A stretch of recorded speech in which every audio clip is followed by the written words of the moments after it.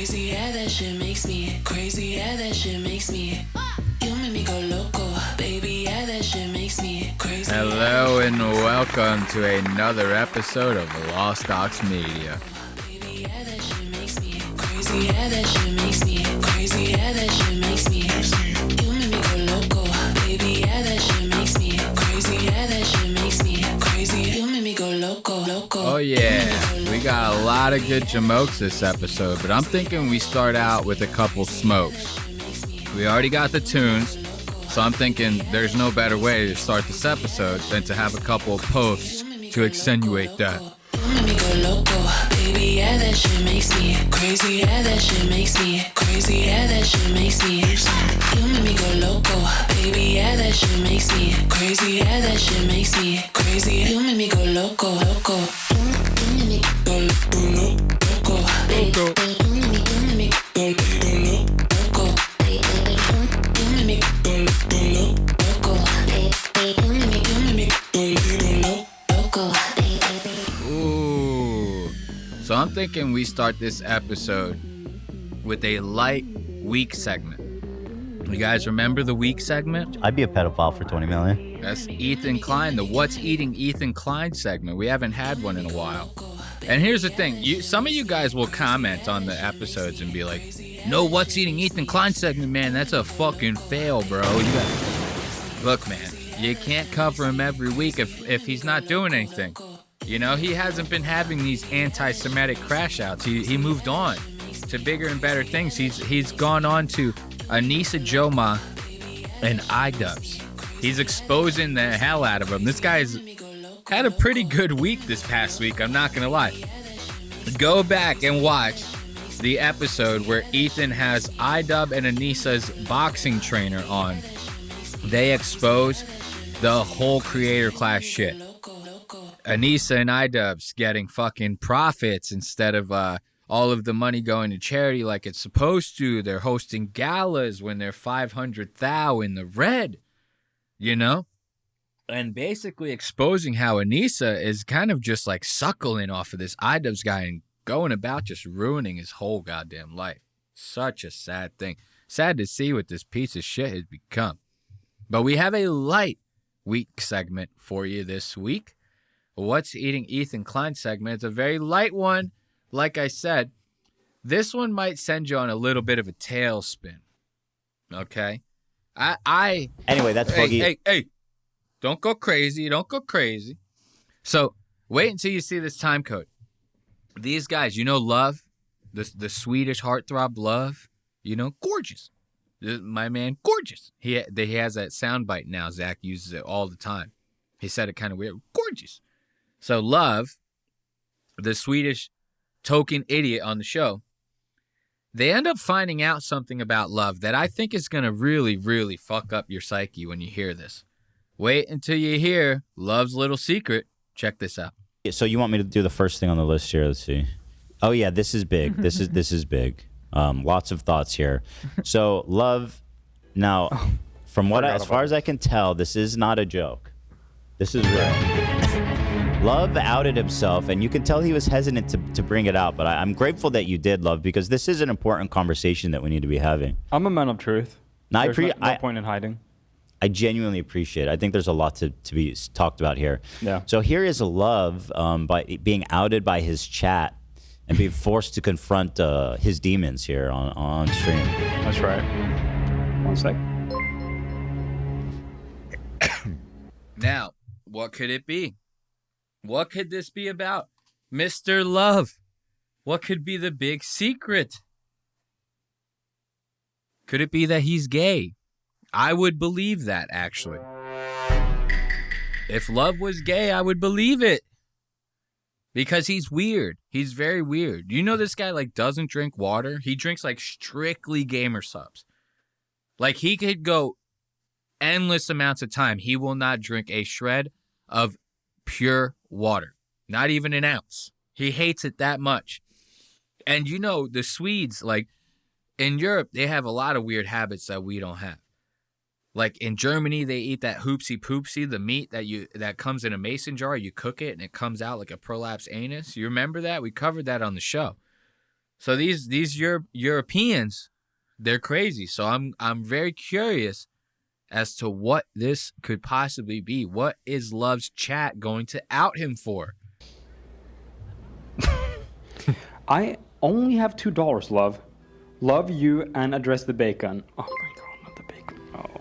The bacon? Oh no, not the bacon. Guys, please, I don't want to talk about the bacon controversy. Just resubscribed for 9 months. My stream baby is due. What is the bacon controversy? I'm very curious as to this bacon controversy.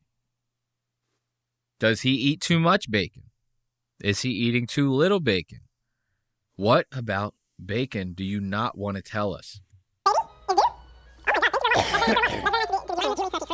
We should stop in a sec. Okay, so There he goes. guys, regarding I see all of you guys liking that super chat.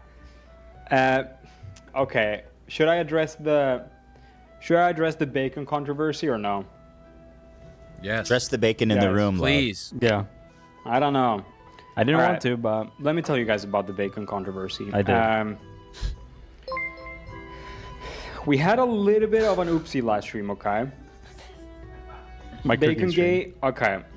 Guys, I didn't really want to talk about this because you guys are bringing it up like freaking bacon allegations. Okay, so I'm gonna speak in hypotheticals. I may or may not have known that you had to cook bacon. What the fuck? What did I just hear? Look at Love. And he's trying to do that stupid ass cool Kanye face that he always does every time he says something. You ever notice that? I hate that he does that. Every single time Love, he'll say something and he'll try to do this like Kanye West face where he goes like, and he gets like all serious and shit. And if you pay attention, I'm telling you, I swear to God, pay attention. You'll notice, if you never noticed it before, you'll start to notice it now. Promise. And you'll notice Love does it, and Ethan is starting to adopt this as well. You'll notice, watch, every time Ethan says something that he thinks is like a hard-hitting point or somewhat cool, he'll kind of do the same thing. He'll go into his Twitch and he'll go like, and he'll get like serious, especially when he's wearing the suit. He grabs both sides of those lapels and he goes, I'm Ethan Klein, host of the H3 show. You're real serious. I hate that Love does this. So look, he drops the bomb. Love may or may not known that you are supposed to cook bacon. So Love is eating bacon raw. He thought that bacon came like that slimy and that you just eat it like that. And this is what I was talking about with these Europeans doing and eating weird shit. It's like, who in their right mind would think that you're supposed to eat something so slimy, nasty, like oysters, bro? That's another one. I'm like, who the hell thought that you were supposed to eat those? Like, that's garbage to me. I could be a caveman. I would look at that and go like, oh, no, that's no good. I'd throw that away. You know what I mean? Look at all my other caveman guys. Like, whatever that is, it's garbage. We don't need it. It smells weird. It looks weird. It feels weird. Why would you eat it? You know, it's the same thing. If you get this bacon is slimy, it's bloody sometimes when you get it in the package. It's disgusting. And he's been eating it raw his entire life. Love is like 26 years old, dude. He's been eating raw bacon his entire life. And wait, it doesn't stop with this thing goes deep. This Bacongate thing goes deep. Deep throat deep. Bacon allegations. Okay, so I'm gonna speak in hypotheticals. I may or may not have known that you had to cook bacon. I thought it was cooked. I thought it came cooked. All right. Just a minor misunderstanding on my part. I may or may not have been snacking on raw bacon all my life. Oh my God. But my beautiful, wonderful shatters last streams, bro, you're cooked. Oh, brother. You're cooked, bro. You're cooked. Unlike your bacon, you're cooked, bro. That's it. It's over for you. Like, I'm surprised he hasn't died yet. He doesn't drink any water. He eats like nothing but like dino chicken nuggets and raw bacon all day. And he's gaming 16 hours a day. He's probably getting like 2 hours of sleep a night, max. And this guy is this is insanity, bro. And here's the thing. Life is so full of context clues to like tell you like, oh, the bacon might not be cooked. For example, you get a package of raw bacon, all the fat on it, right? You see that it's like still white. It looks kind of weird, you know what I mean? Have you never like cooked a steak before? The fat looks the same almost. It's like this, it looks almost the same. You never got a steak and thought that the steak was fully cooked, did you? That's the thing that throws me off with this clip. What in, like, who the fuck made Swedish people that they're coming out like this? Like, they're this retarded. No wonder they're like the most peaceful nation, like, on earth. Like, they don't want to get into wars. You know, they try to stay neutral. It's because they're retarded. If they weren't neutral, they would be so easily influenced. These guys would have been fighting for the Nazis in a heartbeat if they would have just got a little, ear to the ground, just a little bit. Easily influenced. It tells me. And people make jokes about Polish people being stupid. That's crazy to me. But that's the thing. See, I might be talking kind of out of left field here because, like I said, in Europe, they have like weird and nasty food like that. So it's like that really could like slimy bacon like that. I mean, they probably have like 10 other foods that are fully cooked that are exactly just as slimy, just as disgusting. Like, it's crazy. Listen to the rest of this. How am I supposed to know everything? Okay, you know. First of all, have you done this in front of your girlfriend? Snacking on bacon? Yeah, raw bacon. No. Have you done this in front of other people who they stopped you? Like, if I saw someone snacking raw bacon, I would say, whoa. My dad. But your dad, you've been doing this since you were a kid, you said. Yeah. Your dad also. Ooh, Ethan's about to ask the $1 million question. The only person Love has ever eaten raw bacon in front of in his entire life is his father. Ethan, take it away. Oh. My dad. But your dad, you've been doing this since you were a kid, you said. Yeah. Does your dad also do this? Holy shit. Oh, my Lord. This is a deep controversy. Now, Love, I have to ask you this. Clearly, you've had bacon out. Why? Have you ever wondered why no one ever serves bacon like that at restaurants? Do you want to get into it? Yes, dude. What are you? Look, he's doing the face again. He's doing the face again. I told you about that. My man, cooler than a cucumber. Love, cooler than the other side of the pillow. You want to get into it? Watch him do the face. No one ever serves bacon like that at restaurants? Do you want to get into it? Look at the face. Should I finish watching? Is there more? There's more.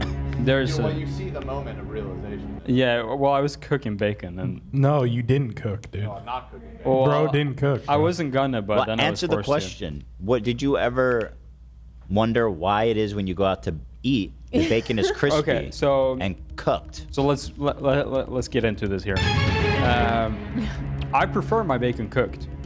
Yeah, no shit. Yeah. Okay. Like I do. It's not a preference. I prefer my chicken cooked as well. You know, I prefer. Yeah, I don't By like the this. way, it's Swedish National Day today, by the way, so I'm very glad we're talking about this today.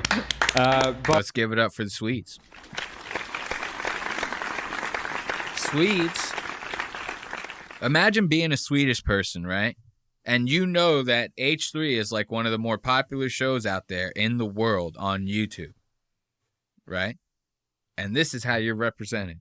This A-boff. so I prefer it cooked, but in the process of cooking it, I like to take a scissor and just cut up the pack like this. So they're small bits. And I throw it all in the pan. And then before it's done, I eat a little bit. And I never knew, I thought the smoking process cooked it. There's a thing in Sweden called something. It's like a bacon type deal that's called warm smoked, which cooks the bacon. I thought this was all bacon. Apparently, it's just a very little percentage of bacon that's warm smoked, and that's kind of where the issue started. So there you go. I forgot about that part of it. So let's give it up. I mean, Love, he got tricked because of that European shit that I was telling you. So there is a bacon out there in Sweden that's called warm smoked. And you can eat warm smoked right out the package. Look at that, Love. So you're not as stupid as I thought you were, man. It was all a misunderstanding. So I used to eat just a little bit while it's cooking. I didn't eat a lot, luckily. And also in Sweden, there's no salmonella. The percentage of salmonella in Sweden. I wouldn't be worried about that. I'd be worried about like parasites and shit. Salmonella is not what I would be worried about eating raw bacon. You get like You might have RFK brainworm. Well, I have had some issues lately, so that might be it. Also, Love doesn't go to the bathroom frequently. I think he's feeding the parasite. I think so too. That's kind of where I was getting at. I have a very, very slow metabolism. This guy might have like a tapeworm. Like, if a doctor split this dude open, he'd probably find like 32 feet of solid worm. You have to. There's no way, dude. You've been eating bacon. And bacon's like, it's just as universal of a breakfast food as anywhere as it is in America. You know what I mean? Like, you could go to any part of the world that's like somewhat developed and they're eating bacon for breakfast. Like, it's not like just an American thing. So it's a common breakfast food. So he's probably eaten a lot of it throughout his life. Especially his dad's been eating it like that too, right? Dude, this is insanity, and it gets worse. I have the same problem. But also, I should have gained a lot more weight. Let's just put it that way. I don't really move a lot, and I eat a lot. So I'm thinking that this parasite might be a good thing. I haven't taken... Love, you're not going to let... I said, ask what's the risk of eating raw bacon? Yeah. Triptolina spiralis, a parasitic roundworm found in undercooked pork. Can cause muscle pain, fever, diarrhea, and in rare cases, serious complications like heart or brain inflammation. I don't have any of those. God. I don't have any of those, which is great. So that's less common in U.S. pork. And so probably even less common salmonella, whatever, you just get sick, you're fine. But all these parasites is even less common in Sweden, luckily. You're not in Sweden anymore. Yeah, I know. So we have about Dorothy. a 2-year period here where I might have gravely messed up. Well, let me continue this and then there's Listeria monocytogene. That doesn't sound that bad. Can grow in refrigerator environments, risky for pregnant women. Okay, well that excludes you. Yeah, I'm sure. Toxoplasma gondii. Oh yeah, a parasite that can lead to All right, let's skip ahead a little bit because he talks about like his dad and how his dad reacted to it. His dad was like pissed. His dad wants to eat the bacon raw. He was upset about it. I really haven't had that in many years. So actually the opposite. Okay. So I want to propose something here that might be a little bit controversial, but you know, as you are familiar with, Ethan, I actually haven't taken a sick day since I started here at all. 5 years. And I contribute this to eating raw bacon, I think. Oh my Because that's the only one difference between my fellow colleagues here. They do not eat raw bacon, and as far as I know, they have been sick the past 5 years. That could be. That could be it. Diet will fix So that. I'm thinking I'm going to Look, continue. so he throws all his employees under the bus. He goes, I'm like the most loyal guy here. I think everyone should eat raw bacon off of this. What are you, insane?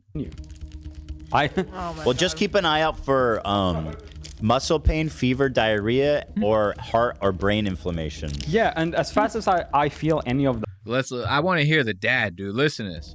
I let it cook for like 30 seconds. No. It's definitely, I eat it extremely undercooked. So when you eat it, is it warm? Yes. It's not cold. No. But I have eaten raw bacon, like fully raw bacon at some point. Because I didn't know it was a danger, you know what I mean? I thought it was cooked. I would honestly suggest not doing that. And here's the thing on top of all of this. How could that taste good to anybody? Like, forget all the raw and everything. It's like, but how could it taste good? Like, let's say bacon was fully cooked. You could eat it just like that right out the package. I think it still wouldn't taste good. Like, you would have to cook it to get it to be edible. I don't know. This is insane. I'm like, this is really. You notice I'm like just letting it play. This is fascinating to me. For our viewers, I'd suggest not even just for our health, just because it's odd. Sure. One day you're gonna have some over your house. Yeah. And it's just gonna turn. I would never do it in front of them. Love, can I ask? Like, one of the finer things in life is having some really good crispy bacon. Yeah. As I said, I do prefer my bacon cooked. It's just Evidently not. On the process. I get a little giddy, and I'm like, damn, this bacon smells fucking bussin'. It's sizzling in the pan. You can't wait for it. I pop a couple bits, you know what I mean? Well, here, can I recommend something? Sure, yeah. If you don't want, God, dude, that's insane. I guess we're not gonna get to his dad. Trust me, his dad was pissed. He said that once his dad found out, his dad called the bacon company, complained, and said he's never gonna buy bacon from that brand again. Dude, it's like 90%. You're not going to be buying like 90% of the bacon on the market, my friend. Let's give it up for Love and his raw bacon. Gotta love that. That'll do it for the What's Eating Ethan Klein segment, man. I still couldn't believe that. When I had heard that, I was like, dude, there's no way this can be real. There's no way that this can be real. Mr. Ethan Klein's crew, dude. Mr. Anti-Semitism himself. Speaking of Mr. Anti-Semitism, you guys hear about this Dave Portnoy? You guys hear about this? This guy, he's been going through it, man. Apparently, this guy has been getting hit left and right with the anti-Semitism stick. People are really going out of their way to express their hatred for Jews when it comes to Dave Portnoy. And here's the thing.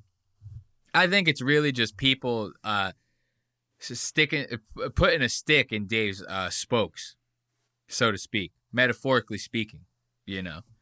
Like, it's kind of like this. Dave made, so you remember the incident where Dave had the sign at his bar, the fuck the Jews sign at his bar, and he made a huge deal out of it. I'll refresh your memory in case you don't remember. So Dave owns a couple of Barstool bars. One of them happens to be in Philly, right? And at the bars, you can get bottle service. And part of the bottle service is your bottles come with a sign. And you get to write what you want on the sign. This could be for like special occasions. Let's say you're getting bottle service for somebody's birthday. You're going to write on the sign, "Happy birthday, Chuck," you know, something like that. So that's kind of what the sign's purpose is. So a group of kids went in there. They got some bottle service. We're talking early 20s, these kids were. So the fact that they're getting bottle service at that age, you know these boys are wilding, right? They write on their sign, "Fuck the Jews." Fuck the Jews, right? And somehow the servers were stupid enough to let that one pass through, and they ended up getting the sign. Now, these boys ended up posting that on social media. And people made a big deal out of it. And they go, "Hey, wait a minute. Dave, don't you own that place?" And then Dave made a big deal out of it, right? Now, at first, Dave goes, "Oh, man, I'm going to ruin these kids' lives. I'm going to expose them. I'm going to fucking make them regret the fact that they ever posted the sign." And then he takes some time to think about it. 5 minutes later, he posts another video. He goes, "You know what? I talked to the boys. I talked to their parents. I'm sending the boys to Auschwitz." He goes, "A full expense paid trip to Auschwitz on me. You know, why ruin their lives when instead I could send the boys to Germany." He thought Auschwitz was in Germany. He goes, "I could send the boys to Germany and teach the boys a thing or two. Hopefully these guys, these fucking goys, you know, these fucking, what are they called? What do Jewish people call, like, not Jewish people? Isn't it goys? Don't they call them, like, goys or something like that?" So he goes, maybe these goys come back reformed men. You know, maybe they learned something about the Jews. So I could have this as a moment to enlighten them rather than ruin their lives. 5 minutes after that post goes live, he goes, "The boys are anti-Semites. I talked to them on the phone. They took it all back. They're not going to Auschwitz. I'm ruining their life. He starts going on this whole ping pong, like the back and forth with the whole thing. Naturally, people are going to make fun of this, and naturally, trolls are going to take note of something like this, right?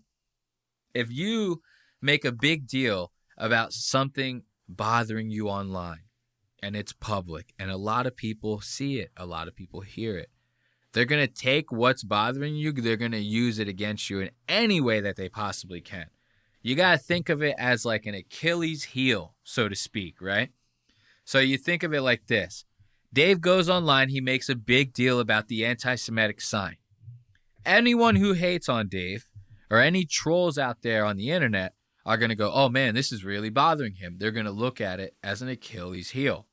Now, any chance that they get to fuck with you, they're going to go, hey, you know what really, really gets this guy? You know what really grinds his gears? It's the fuck the juice thing. They're going to use that every chance that they possibly can.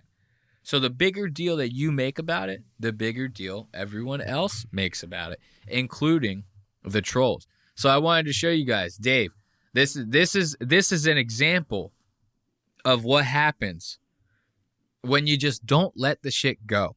You know what I mean? When you just don't roll with the punches, when you try to control the way people react about things online, when you try to control the things that people say, when you get pissed and you make it a big deal that anti-Semitic jokes really, really cut you deep, this is a result of that.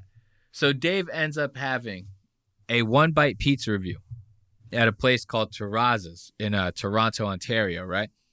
He has it with a man named Davey Pageviews. This is Davey Pageviews over here. This guy, he's an extra that didn't make it on The Sopranos.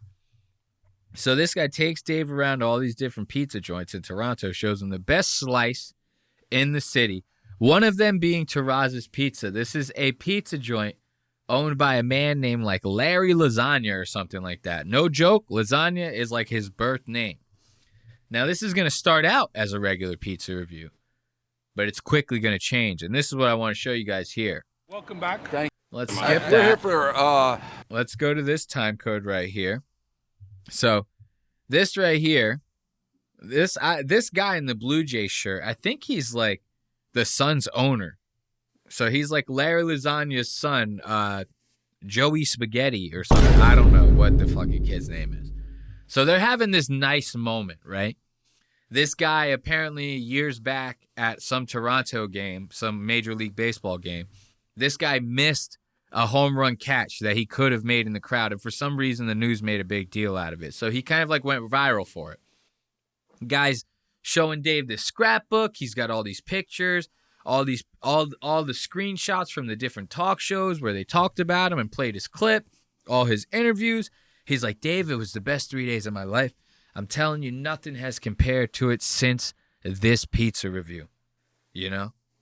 Nothing has lived up to that moment until right now, Dave, until right when you stepped into this pizza place. They're having such a nice moment.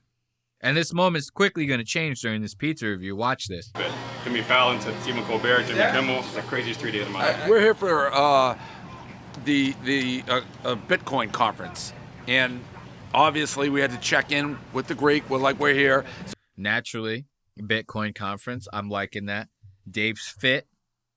Very suiting to the Bitcoin conference. No pun intended. Suiting. And for those of you listening at home, he is wearing a suit. He's got a nice dark beige blazer, handkerchief in the front pocket. He's got a crisp button up underneath. This is what I like about the button up. It's got a second flap where the holes for the buttons are, right? Now, you might be asking me what that second flap is for, and I'll tell you if you just give me a second. The second flap is so that after you button the shirt, right, you people who see you, they aren't bombarded with these ugly plastic buttons that are on your cheap button-up. Instead, it has a flap that goes over where those holes are, so now it just seems it's all shirt, no buttons. You wouldn't even know it was buttoned, you know? And then, of course, he has a thin chain with a pendant on it. It's probably the first nickel that he ever picked up as a child. That I I would imagine. He got it encased in silver, and he wears it as a memento so that he never forgets where he came from. He is a Jew, after all. So, and then, of course, you got nice Chad in the background of this shot. Very good. I wonder if that guy's going to the Bitcoin conference as well. If not, Dave, let him hitch a ride because he definitely would like to go. So here's the One Bite Pizza review, Terraz's Pizza. Take it away, Dave. We're here, so he's taking us where we got to go. These are his spots, his recommendations. Correct. Buddy, you're going to have a great experience. Right. Listen, Dave, when you go see the pizza maker, I have like a formula when I see the pizza maker. I like the pizza maker to resemble like Super Mario or Luigi. Yeah, I'm not into Where's Waldo. Super Mario or Luigi, bro. Hey, yo, what the fuck? I like my pizza maker to be like a fat Italian guy with a crazy looking mustache, right? Red undershirt, blue overalls. I like him to walk around town, getting high on mushrooms every chance he gets. He eats a couple of those caps, he gets this weird twinkle in his eye, right? And once he gets that twinkle, he starts singing that tune, and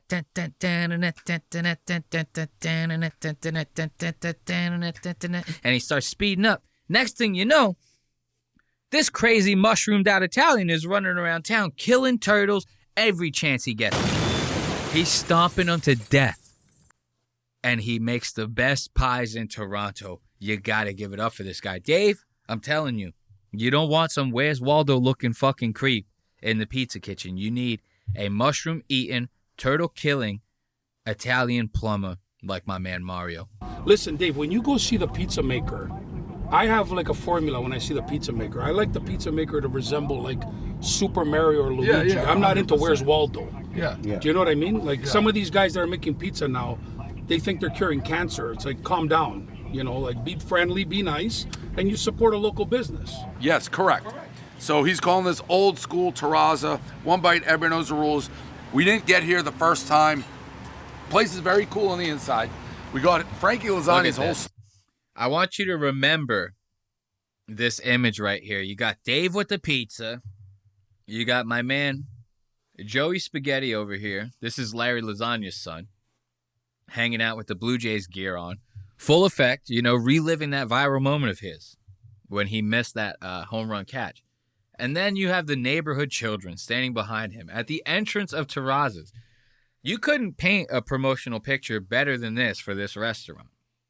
It shows a family aspect. It shows a neighborhood aspect. It shows that this is a place where you can come, hang out, relax, get a slice, and everybody kind of feels like they're at home. This is what I'm getting from this picture, This is a nice slice of life moment. Dave's about to do this one bite review, and this is where the anti-Semitism comes into play. The first time, place is very cool on the inside. We got Frankie Lasagna's whole story, which almost seemed borderline not believable. Like, see, there we go. Fuck the Jews, bro!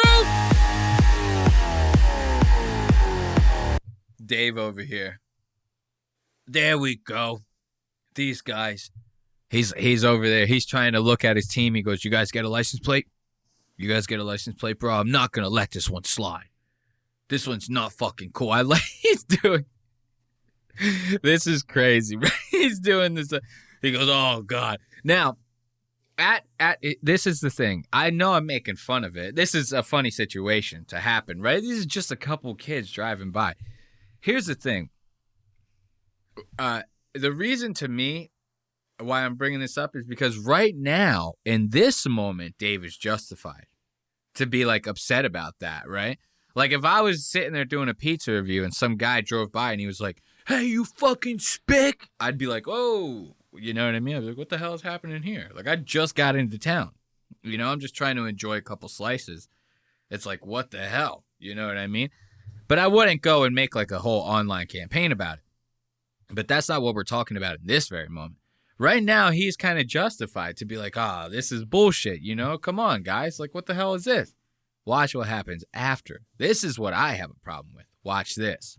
Let's watch this moment one more time. Watch Dave's reaction to this. First time, place is very cool on the inside. We got Frankie Lasagna's whole story, which almost seemed borderline not believable. Like, see, there we go. There we go. What are you guys fucking laughing about? Hey, yo, what the fuck, bro?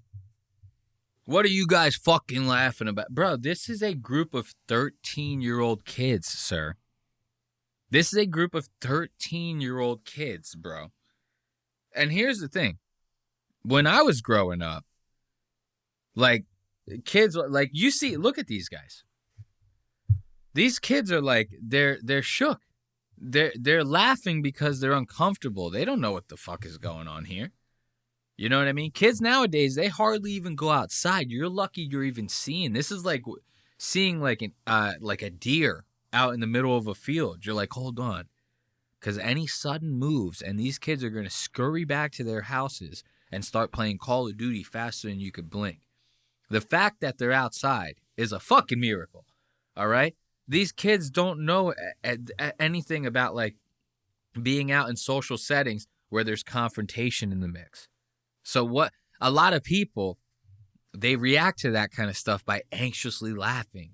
You know, this happens a lot with people. A lot of people do this, especially kids. These kids could have genuinely thought it was funny. They're fucking children, bro. They're all daydreaming about driving around in a car yelling shit at people. Like, when I was growing up, I'll tell you right now, when I was growing up, if we were driving by in that car, you would have got a lot more than fuck the Jews, bro. We would have been throwing Slurpees and eggs and like anything. Your bird seed to get you covered up all nice after you got wet from the Slurpee. Yeah. Hopefully the seagulls come and get a good pecking at you. I grew up in Jersey, South Jersey, next to the beach. A lot of seagulls. You know, so a prank like that, it lands in a place like Jersey. It's like we would have done way worse than just yelled, fuck the Jews at you. You know, it's harmless, bro. You're sitting here bucking up to a group of 13-year-old boys because of your own insecurities. You're upset. Now, here's the thing. Watch this guy over here. Joey Spaghetti, Frankie Lasagna's son. He goes from having the time of his goddamn life over here. He's all excited. He goes, man, this whole ordeal, this One Bite Pizza review is going to do wonders for our pizza shop. I'm so happy that the kids can be part of this situation. And then 2 seconds later, Dave, what the fuck are you guys laughing at? Now look at the guy. Uh-oh. What do I do now? What do I do now? My hero, the guy I look up to, the guy I'm pretty sure could turn this whole thing around for my pizza shop, really change me and my family's lives. Now I'm torn because I want to like the guy because he's famous, but at the same time, he's bucking up to a group of 13-year-old children, one of which happens to be mine. You know, this is not a good situation. Nobody wants to be in this situation. Look at the way he handles this. What the fuck are you guys laughing at? There we go. What are you guys fucking laughing about? Terrible. Exactly. Exactly, he says, bro. What the fuck? Exactly. What do you think this is? He's all chipper about that, like as if he just got done bucking up to Nate Diaz or something like that. Exactly. That's what I thought. That's what I thought. You 13-year-old fucking bitches ain't gonna do shit. You sitting over there. 13. Fucking gangly looking ass pussies is all you are. Come at me, bro. Come at me, bro. I'll do a One Bite Pizza review on your fucking mama's puss, bro. Yeah, that's what I thought. Don't even think about it. What are you guys fucking laughing about? Terrible. Exactly. So here we go. One bite. Everybody knows the rules. We won't let that get into what is that Toronto hospitality there? That's terrible. Look at Terrible. that. There's old school and then there's no school. Now here's the funny part. Look at this. So he has to review this fucking thing, right? He just got done, and he knows as soon as this got done happening, he knows he made an ass of himself, right? And now he's got to review this goddamn pizza. That's the downside. This didn't happen at the end. It happened in the middle. You still got a whole job to do, my friend. This video ain't over. So now, how you gonna comfortably do this one bite pizza review, knowing you just got done trying to get all tough guy with a group of 13-year-old kids in front of Joey Spaghetti and his father's place, Frankie Lasagna, over at Terrazzo, whatever the fuck this is, right? Now watch this. You see this pizza right here, right? Now, to the untrained eye, this just looks like a regular old slice of pizza. Not to me. Not to me. I'm a pizza connoisseur, man. I've eaten every kind of pizza that you could imagine. I've had them all. I've eaten them on every I've never been out of country, but I've eaten pizza on every continent. I've eaten pizza in Italy. I've eaten pizza in France.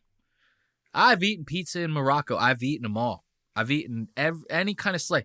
To the untrained eye, this looks like a normal slice of pizza. To a connoisseur like myself, this is garbage. Look at how stiff this fucking slice of pizza is. Now, Dave always talks about the flop, right? He goes, it's got good flop. The pizza's got good flop, and he holds the pizza, and it does this little floppy shit like that. He goes, yeah, look at the flop on the pizza. It's got good flop, right? Now, you don't want your pizza too floppy, right? You don't want your pizza too stiff. This is like a piece of cardboard. This looks like as if the dough was like made, then frozen, and then every time somebody orders a pie, they take the pre-done frozen dough out and then top it with whatever needs to be on it, and then they cook it and send it out. This pizza, you would get probably, honestly, you'd probably get better pizza just going off of the looks of this. You would legitimately probably get better pizza from like a high school cafeteria. I'm not kidding. This is if I went to go pay $150 for this, third period lunch, when I was in 10th grade, I would have flipped the fuck out. I would have been so pissed. But now watch.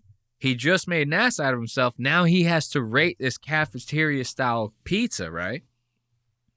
What are you going to do? You're going to give it a bad review? Huh? You're going to give it a bad review after you just got done bucking up to these 13-year-old boys? Let's see. Mentality there. That's terrible. Terrible. There's old school and then there's no school. There's no school. Those aren't Toronto. So you already know the deal. One bite. It was good. 8-4. It's good. You couldn't lie better than that, Dave? It's good. It's good. That was listen to this guy. It's good. Those aren't Toronto. It was good. He's lying. 8-4. And now you guys got a full Italian menu, right? Yes. Because the pasta looked great. Everything looked great. Look, you could tell the guy don't even fucking want to talk to him. He goes, you got a full Italian menu. Look at the guy's face. Watch. Italian menu, right? Yes. Because the guy's like, bro, get the fuck. The guy's like, bro, get the fuck out of here, bro. I got to explain to my son why you were being such a big asshole when I get home later. I don't want to talk to you. And then every single one of these kids, they're all posting this to TikTok when they're done. pasta looked great. Everything looked great. I'm going to go... 9-1. These kids don't know the scale at all. Ice cream 9-1. I've given 1 9 since 2023. It was the other day. Give this one a 9. You just got done punking these fucking kids out. And then you want to talk shit to them. They don't even know the scale of the pizza. Yeah, they weren't expecting to get threatened with your crazy demeanor going in there, bro.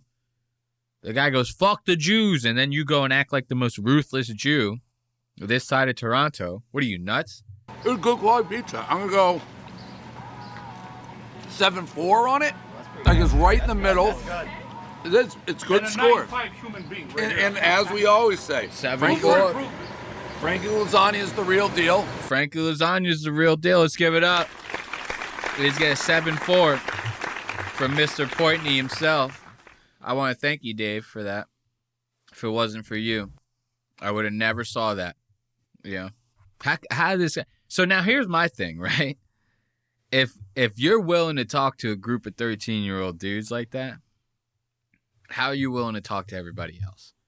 How are you willing to talk to your employees, for example? Yeah. Right? Look at that. You just got a little taste of it now. we're about to dive into some time codes of Dave. This I'm going to show you just how much this anti-Semitism's getting to him, right? So we talked about the sign, and now we just got done seeing the pizza review, the infamous "fuck the Jews" pizza review itself, right? In real time, we saw this. So in real time. So now this is the unnamed show. We've talked about the unnamed show before. This is with Dave's two buddies, Whitney and Kirk Moynihan. Kirk Minihane, right? So now in this week's installment of the unnamed show, we have Kirk Moynihan having it out with Mr. Dave Portnoy. Kirk wanted to have some character by the name of Mick on his podcast, right? Now, this Mick guy, Dave is not a big fan of. Why is Dave not a big fan of him? I'll tell you if you just give me a second. When Dave had the "fuck the Jews" incident happen and he started posting all these videos, I'm going to ruin the kids' lives, I'm sending the kids to Auschwitz, right? This Mick character that Kirk wants to now have on the show had posted a video or something along those lines where he was kind of like, "Oh, Dave, Mr. Rabbi Portnoy over here, thinking that he's the spokesperson for Jews. These boys make a joke. And now Dave wants to grace the world with his teachings. He wants to take these kids," something along those lines. It's not like verbatim or nothing. I didn't look it up. Okay, I'm just going by what I heard. This is what Kirk told me over the phone. So now Dave, naturally, he didn't like that. He didn't like the fact that there was somebody who didn't agree with him on this situation, right? He didn't want to hear that he was making it a bigger deal than it should be. So when Dave heard that Kirk was going to have this Mick guy on the show, Dave called Kirk and was like, "That's not happening." And Kirk and Dave ended up getting into it. And that's what they're talking about here on the unnamed show. But I want you to pay attention to the points that Kirk makes during this whole thing, because he's speaking a lot of sense. I'm starting to like this Minihane, Kirk Moynihan. Yes, but moron. How? How do I know who he is? Kirk, how do I know who he is? Well, he's been on the rundown sheet. We've discussed him by name. Kirk, but how? Why is he being talked about? I don't know. He's on the rundown. Let me give you the answer, Kirk. I didn't do the rundown sheet.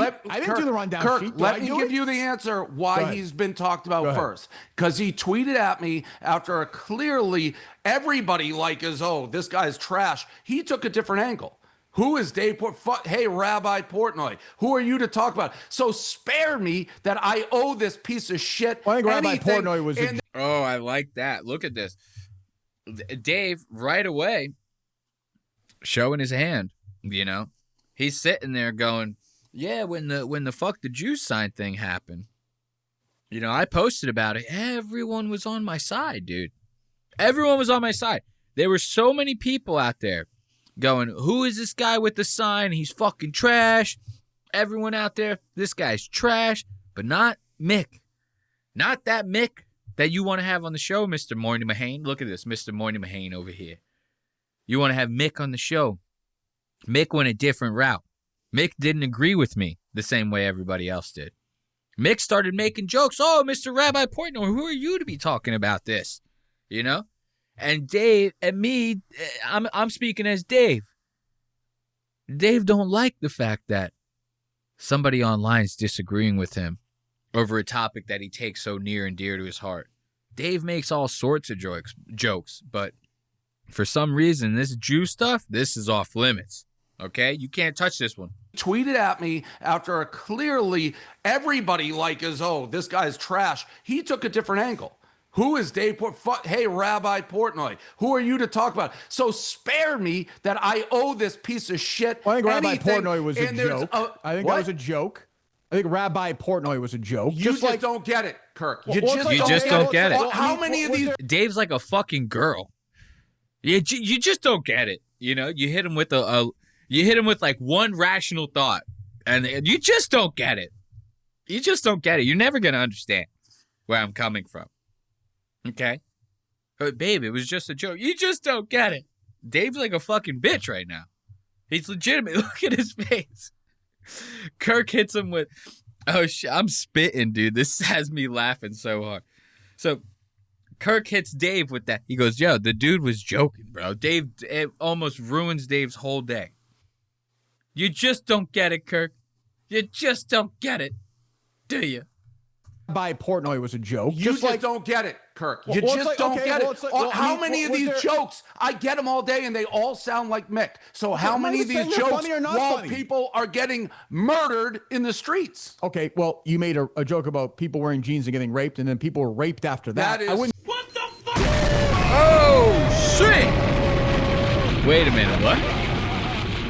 Look, Kirk making, this is what I was saying. This is why I wanted you to pay attention to the points that Kirk makes when he's going through this confrontation with Mr. Portnoy here. And Dave's face, look at him. He knows he's caught, bro. That's a bad look right there. I don't know exactly what incident in particular they're talking about, but apparently Kirk knows his stuff. He's been working for Barstool for quite some time. Good friends with Mr. Portnoy over here. Mr. Pizza Review. Davey Pizza. That's what I'm going to start calling Dave from now on. So Dave Pizza, he knows that he's caught. Because Kirk's like, bro, there was a girl that got raped that one time. You were making rape jokes like while it was currently happening. Like everyone's talking about it online. You're making rape jokes that week, bro. Like, what are you talking about? What are we talking about? Dave over here. Oh, it's not even the same thing. This is Davey Pizzas. Mick, so how many of these jokes while people are getting murdered in the streets? Okay, well, you made a joke about people wearing jeans and getting raped, and then people were raped after that. That is I wouldn't blame you for that. That's insane to make that Kirk, that if comparison. you are nuts. doing that, no. Look, if you are doing that, is Dave squirming over here. Good old Kirk. Kirk Moynihan. I was serious. I think I might start watching the Kirk Minihane show off of this. Because look, this is not just, it's not the end of it. This Kirk just keeps coming back with the points. It starts getting heated up too. Watch this. Great. It's a fucking troll in your mind. Have them on and fucking have the conversation. Why would I give this guy air to breathe? I think after 5 minutes, you'd say, all right, this guy is not actually anti-Semitic. I think. Look at, hold up. Let's go back a little bit. This is so funny. Watch. As we watch this, I want you to pay attention to Whitney. 86, 12. You don't see what's going on in the world right now. No, I do see what's going on in the world. I'm saying, how do you defend this guy? Tweeting Rabbi Portnoy at you, to me, after fuck the Jews. Look at Whitney. Great. It's a fucking troll in your mind. Have them on and fucking Whitney's have the conversation. dead Why would inside. I give this guy air to breathe? I think after 5 minutes, you'd say, all right, this guy is not actually anti-Semitic. Look, Whitney is dead inside, bro. Whitney doesn't care, and these guys are the fucking most passionate they've ever been on this show ever. And these things are live, like live. So these guys are having it out. Like, there's no cutting this. There's no editing this. Whitney's just sitting there, like, daydreaming. He's like, I wonder what's happening in hockey right now. Semitic, I think, but we'll never find out. We'll never find out. Why do I care to give this guy a you do second? Care. You do care. Obviously, no, you want him on the show. By the way, this came about because I got a text yesterday at 4 p.m. Kirk is going to have this kid. No one, I don't even, if he walked by me, I wouldn't know what he looked like. Kirk's going to have him on the show. Austin said, if you don't put him in, Kirk's walking out. Whitney over here. Did I leave the oven on? I think I might. I should probably send my wife a text to see if I left the oven on. Maybe I could ask her to check the scores for me. You know? Yeah. Hey Siri, set a reminder for me to text my wife. Check to see if I left the oven on. And then these guys over here. Jesus. I said, Kirk, are you going to do that? No, I said no, which is what I said today. I'd rather have it out with you here, which I said you on the phone yesterday, and have the conversation. No, I wasn't mad at you, but you don't get the issue. And honestly, if you're sitting here right here. And honestly, I get the issue. I don't get it as well as you do. You're more passionate about it than I am. I understand that. Oh, I'm sorry. My Jews are getting killed every 3 seconds. My Jews are getting killed every 3 seconds over here, bro. What, do you live in Gaza now? Bro, chill, man. It ain't like that. Here's the thing. This is what people really, like, in all seriousness, this is what people really have to understand about stuff like this. Dave happened to hear or see like a couple headlines having to do with something happening with Jews and hate crimes in America, and now all of a sudden he thinks that the whole country's like that. Trust me, it ain't, bro. The news harps on the negative stuff happening in the world. If they hear that people are starting to get, touchy about the Israel-Palestine conflict and how Trump is starting to allocate money towards Israel and their defense budget, but, they start hearing stuff like that, the news is going to start picking up all the Jew stuff that they possibly can, and that's why it seems like it's happening more. It's probably happening at the same rate that it's always been happening. We don't live in a perfect world where hate crimes and bigotry don't exist. That's not the world we live in. They exist.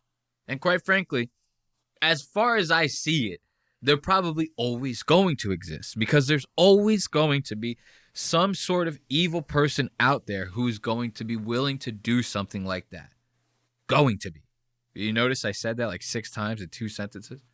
So, with that being said, hate crimes, they're not going away, bro. But there aren't as many as there used to be. We are progressing as a world, as a society, There's always going to be those ignorant ones out of us that happen to stand out in the negative sphere. And when the news catches wind of that stuff, whatever narrative is going on in the zeitgeist, they're going to start finding negative shit that happens to do with that narrative or is adjacent to it to put on the news cycle. I mean, it's an easy thing to figure out if you just zoomed out a little bit. Dave, this isn't fucking rocket science. So he's sitting there going, well, my Jews are getting killed every fucking 3 seconds. They're not, bro. Jews in America aren't getting killed any more than they have been in the past X amount of years. It's just you're now looking for it. You're looking for it, so you're gonna find it. You could look for anything, If I told you to look for a certain color thing in here, you would find it. If you looked hard enough, you would find it. Right? Find the color green. Fuck you. Listen to Dave with his double standards. More passionate about than I am. I understand that. Oh, I'm sorry. My Jews are getting killed every 3 seconds. That's not a criticism. That's not a criticism. You're demented then. I just said it's not a criticism. I understand why you're sensitive about it. Of course you care about it more than I do. Kirk, you're acting like right now people making Jew jokes is just the same as 15 years ago. No, but my thing is when you tell people stop making jokes, stop doing this, what does that accomplish? That's not the core. That's not the core of the issue. It's not Mick or some other guy tweeting that you're a Jew. That's not the core issue here. That's not why somebody's going. It's all related. Then we should just stop making fucking jokes about anything, and then nothing will happen. Stop making rape jokes. Stop making jokes about this. Stop making jokes about Catholicism, about priests raping kids, which is people made during that scandal. Kirk, that is an excellent point, Kirk. That is an excellent point. As a matter of fact, I don't think I could have said that point any better myself. That's the thing. Dave is being a hypocrite here. Because here's the way I view it, at least, in situations like this.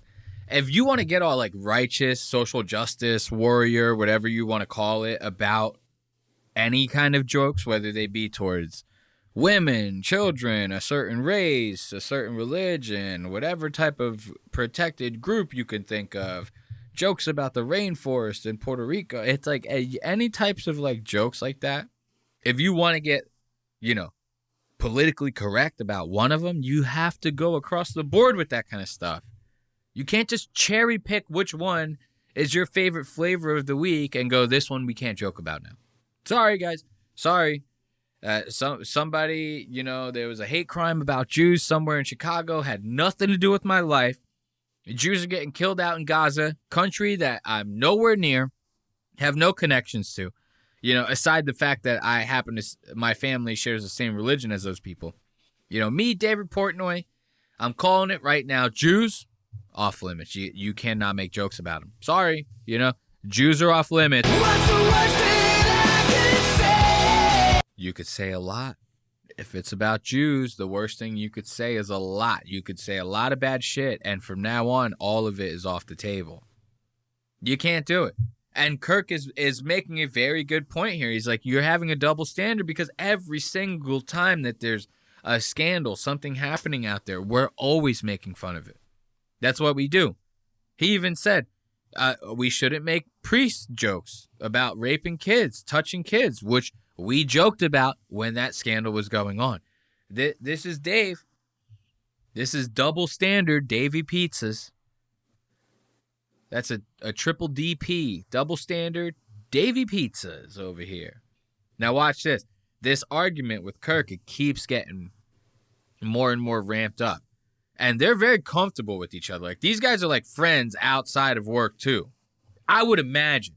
Because like, I've watched an episode of the Unnamed Show where they were arguing. Kirk straight up told Dave to suck his dick on air. And they were like, obviously they weren't being like totally serious, but they seemed pretty serious in the moment. And I'll tell you right now, none of Dave's other employees are going to ever tell him to suck their dick on air, okay? So these two are very comfortable with each other. They don't have a problem having it out on air. That being said, you have to draw the line of dignity somewhere, right? And you're going to watch Dave habitually overstep that line in just a little bit. Watch this. Kicked out. So, but my thing is, no, like, it's not just kick out, Kirk. Are you ignoring what's going on in the world? No, right I'm now? not. What, Dave? What do you want to do to those guys? What do you want to do? It's related? What do you want to do with those guys in the bar? Put them in jail for 50 years? Kirk, fine. I don't care. I didn't they're say assholes. that. You're quite literally changing everything you say, Kirk. If you just want me to kick him out, not mention it, not care that this kid is anti-Semitic, shut up. If you just want me to ignore it, don't tell me to shut up. Oh, now here's where this is two big men trying to flex their nuts at each other, you know? This is like when you see two bears, those videos of two bears out in the woods, and they're starting to, like, you know, tread their feet.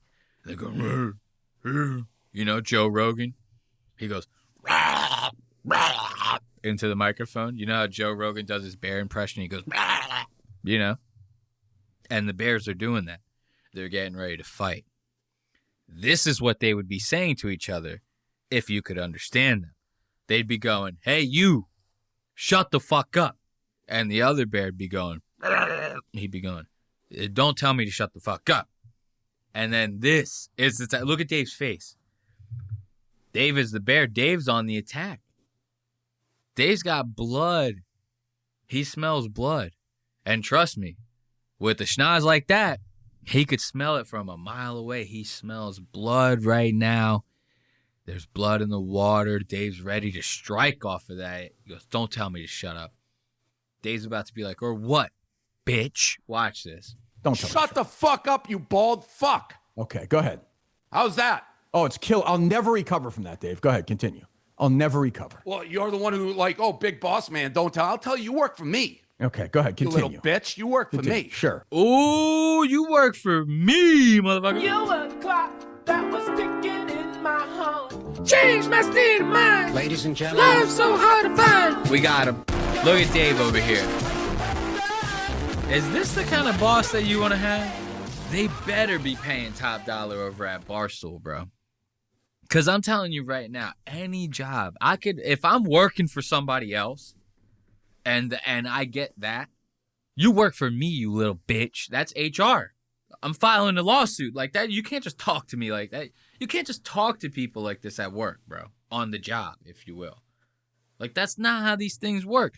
And then these guys, like Dave will try to like sugarcoat situations like this, or like sweep them under the rug by going like, we're a media company, we do content. Like, that's the name of the game. People eat up controversy. So like this comes with the job. You have to take that if you work here. And then the second that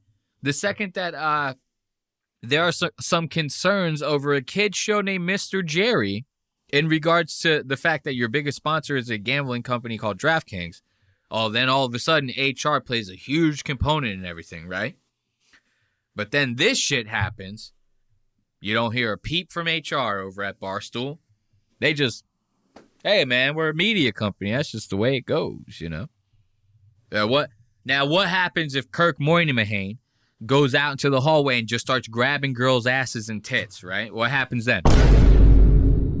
And then all the girls start getting pissed off. He goes, whoa, whoa, whoa, whoa, this is a skit. This is for content. You know? If you don't like it, you don't have to work at Barstool. You can't just do whatever the fuck you want and then try to put a Band-Aid on it by going, this is a media company. This is just how it works over here. Like, that's not how that works. You don't just get to talk to your fucking employees however you want and think that the shit is sweet. Let's watch this one more time because Dave got roasted for this online. People took this and ran with it hard as hell. They go, Dave treats his employees like shit over at Barstool. People are putting up clips of past things that Dave's done. Dave will embarrass his employees any chance he gets. Any chance he gets. And I like Dave. I love Dave. I'm telling you that right now. This is not my campaign against Dave. You got to call a spade a spade.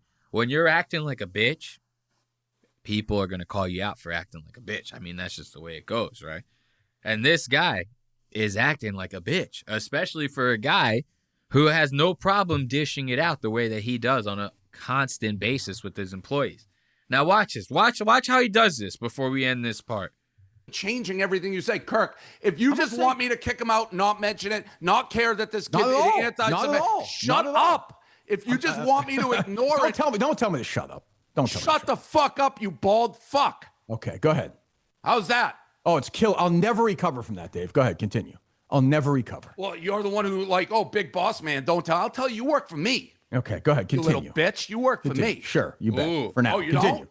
For now, quit. I don't care. I'll save 500 grand. Is this show or not a show? Like, is a show or not a show? Like, we can't have a conversation.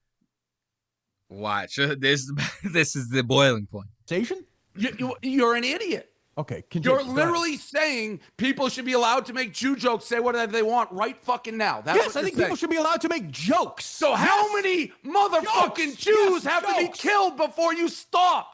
I don't think. What else? Where else is that happening with the religion or people? Oh, God. Fucking cry me a river, dude. So give it up, Mr. Portnoy.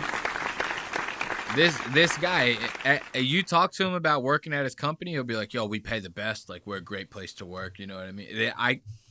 You might have to pay me, like, a lot of goddamn money to put up with some talk like that. And, I mean, he just said he's paying Kirk $500,000. He literally told Kirk, like, go ahead, quit. It saved me $500,000. Maybe you do put up with that for $500,000. That's a lot of money. That's a good amount of money. And then that's just base salary, right? Like, Kirk's got to be making, something off the sponsorships, whatever merch is getting sold, different things that he does, different events that he's getting paid for. Barstool's always doing, like, competition-style shit, Kirk's got it made in the shade, and you might feel bad for him. A lot of people online certainly were, right?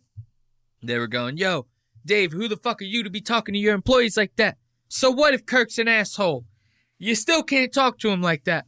Now, normally, Dave would respond back by going like, I'm not an asshole. I'm the nicest guy, bro. Like, you guys don't even know what I did for family-owned businesses during the pandemic. I'm like the nicest guy, bro. I gave like 5 pizza places $30,000. It really got them through that whole 2 years that we were in COVID. Without me, they would have crumbled. I'm the nicest guy out here in media, in sports media, at least. ESPN's not doing the same stuff I'm doing. Dave tries to, that would normally be Dave's response. He would go, I'm a good guy. You guys just saw we're a media company. That's just how we do things, but I'm a good guy. This time, he took a different approach. Rather than trying to defend himself, right? Or even doing the adult thing and apologizing for what his fans are so upset with him about. No. Instead of doing either of those, he goes and posts this clip on Twitter. Now, what is this clip of? This is a clip of Kirk Moynihan talking to his employees the same way Dave was talking to him. Probably even worse, dude. So that's Dave's response to this.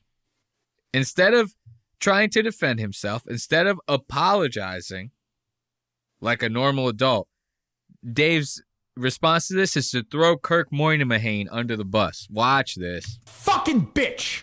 Like a fucking baby. That's what you are. You're a fucking baby who's never lived a life. You go around in your fucking pool in little circles and let your dad raise you and your grandfather raise you. You won't live a real life. You're a fucking baby. Look, you yelled at me earlier this week, so shut your fucking mouth. Okay. You work for me, fat boy. Correct. You work for me. Oh. So you fuck up like that, and I give you a fucking pass. That's way bigger fucking loyalty than something with Mick or something with your pretend girlfriend or any of that bullshit. So you should look at the real stuff. Look, I don't remember Dave calling him. Well, Dave did call Kirk a bald bitch. Okay, so we're keeping that same energy. Maybe that's why Kirk kind of just shut the fuck up and took it, because Kirk probably, he's like, I do this shit all the time. Look at this guy. Calls him a fat. He goes, you yelled at me last week, you fat fuck. Kirk, dude, when Kirk yells, it's funny. Listen to this. You fuck up like that, and I give you a fucking pass. That's way bigger fucking loyalty than something with Mick or something with your pretend girlfriend or any of that bullshit. So you should look at the real stuff and not the fake stuff. Instead of that, and act like a pouty fucking baby all week. You're a fucking complete zero to me. You're fucking dead to me. You can sit there and your fat ass in there until you fucking die and act like, oh, Kirk's to me. But fuck you. Fuck you. That could have fucked us, and you did it on purpose. I don't agree with you. You're a fucking liar, too. You're a fucking liar. Not a liar. You're a fucking liar. You did. Ooh, look at that. This is where Fat Boy's starting to fuck up. Look at Fat Boy over here. Someone please call 911. Here's the thing. In situations like this, especially with guys that have such fragile egos, like my man Moynihan over here. When you start to hear them simmer down, like he was starting to simmer down. Just like a pot of good chili, he was starting to simmer down. You know? His heat was on low, and you just got to let that fizzle out. You know? He would have went out eventually. But no. You had to open your fat fucking mouth. Look at you. Look at you. Now you're regretting your goddamn decision over here to defend yourself. You should have defended yourself in the beginning.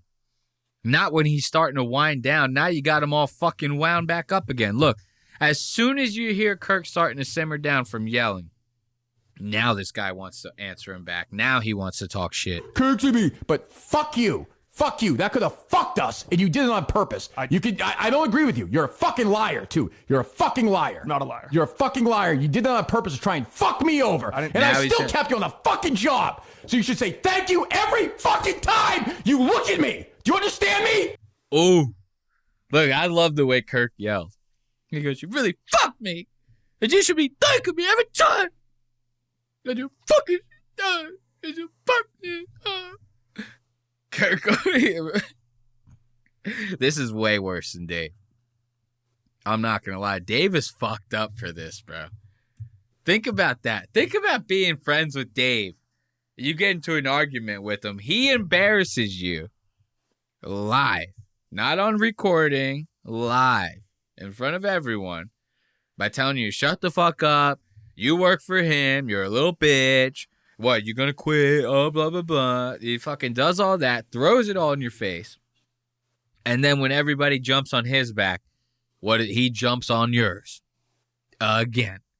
And this is a rough look for Mr. Moynihan, dude. Listen to the way he yells. Complete zero to me. You're fucking dead to me. You can sit there and your fat ass in there until you fucking die and act like, oh, Kirk's to me. But fuck you. Fuck you. That could have fucked us, and you did it on purpose. I don't agree with you. You're a fucking liar, too. You're a fucking liar. Not a liar. You're a fucking liar. You did that on purpose to try and fuck me over. And I still kept you on the fucking job. So you should say thank you every fucking time you look at me. Do you understand me? Sure. What? Thank you. Yeah, so shut your fucking mouth. That was embarrassing, bro. To make him double down on that, the guy goes, sure. And he goes, sure what? Thank you. Kirk's really fucking stepping on the back of this dude's neck right now. This is rough. Okay. Do you understand me? Yes. Okay? I've been taking all week from you for no fucking reason. Oh, no reason. None. Reason. Shut your fucking mouth. You'll be fucking fired. Shut your fucking mouth. Ooh. Shut your fucking mouth. Fire me then. Shut your fucking mouth. Fire me then. You want to be fired? Would you like that? Would you like that? No, I do then not. Shut the fuck up. Well, I'm then not shut shutting. the fuck up. I'm on the show. Shut the so fuck fire up. me then. Then shut the fuck up. I'm not. When you do this thing. Ooh, now you see Kirk softening up. See, Kirk is all fucking bark, bro. This is what it is with these Barstool guys. They're all fucking pussies, dude. If I was in either end of that situation, I would have went the whole way with the shit. If I was Kirk, I would have said, shut the fuck up or you're fired. The guy would have said one word. I would have been, pack your shit, you're gone. Later. Crumble the contract, maestro. We'll get another fat boy in here. Same if I was on the opposite end. Like, here, if you get talked to like that at work, dude, you have to quit. You have to quit. Like, and this is why. It's not even like a pride thing at that point. It's not even like you want to be like, oh, I'm going to keep it real and I'm going to quit because ain't nobody going to talk to me like that. It's not even like that. You have to quit because, like, when you show back up to work the next day, that changes the entire dynamic between you and your boss. Like, you will never be able to look at that person the same again. You're either going to be, depending on the type of person you are, you're either going to be super scared of that person or you're going to fucking hate them. And it's that hatred's going to grow. You know what I mean? And if you're scared of them, that fear is going to grow. It will never work on the long term after that. There's a certain like door that you just don't open with professional people. And once it gets open, like I said, the dynamic changes. That's it, dude. You cannot show back up to work like Kirk will treat you like this for the rest of the time that you work for him. Why? Because you let him right now. That thing was on purpose. It was not on purpose. It was not on purpose. Look at that. Let's give it up. Good old Portnoy, man. How do you do that? That's your response to fucking to make the to just out your friend like that. Kirk Moynihan, bro. That's rough as hell, dude. So that was a segment called Finger on the Pulse, and that was us keeping our finger on the pulsey. The pulsey, you get it? So let's go into the next segment. This one's called Your Favorite Podcast Sucks. In this segment, we're going to go over Bert Kreischer and Tom Segra, right, on Two Bears, One Cave. This is great. Oh, of course, somehow got the wrong time code for that. See, this is the thing right here, man. Sometimes my time codes get messed up, and then I sit here and I panic, bro. You guys have no idea. Like, you think like, oh, man, he's just keeping it cool, bro. Like, nah, dude.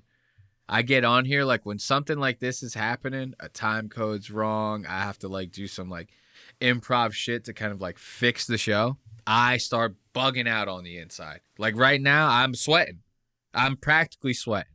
So, we have these clips right here from an episode of Two Bears, One Cave. This is, look, we're still on Barstool.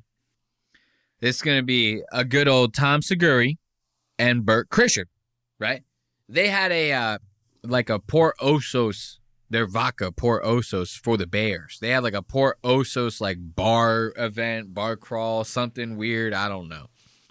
And that was in Chicago. They had to record an episode of Two Bears. They do it over at Barstool. See, we're still over at Barstool, bro.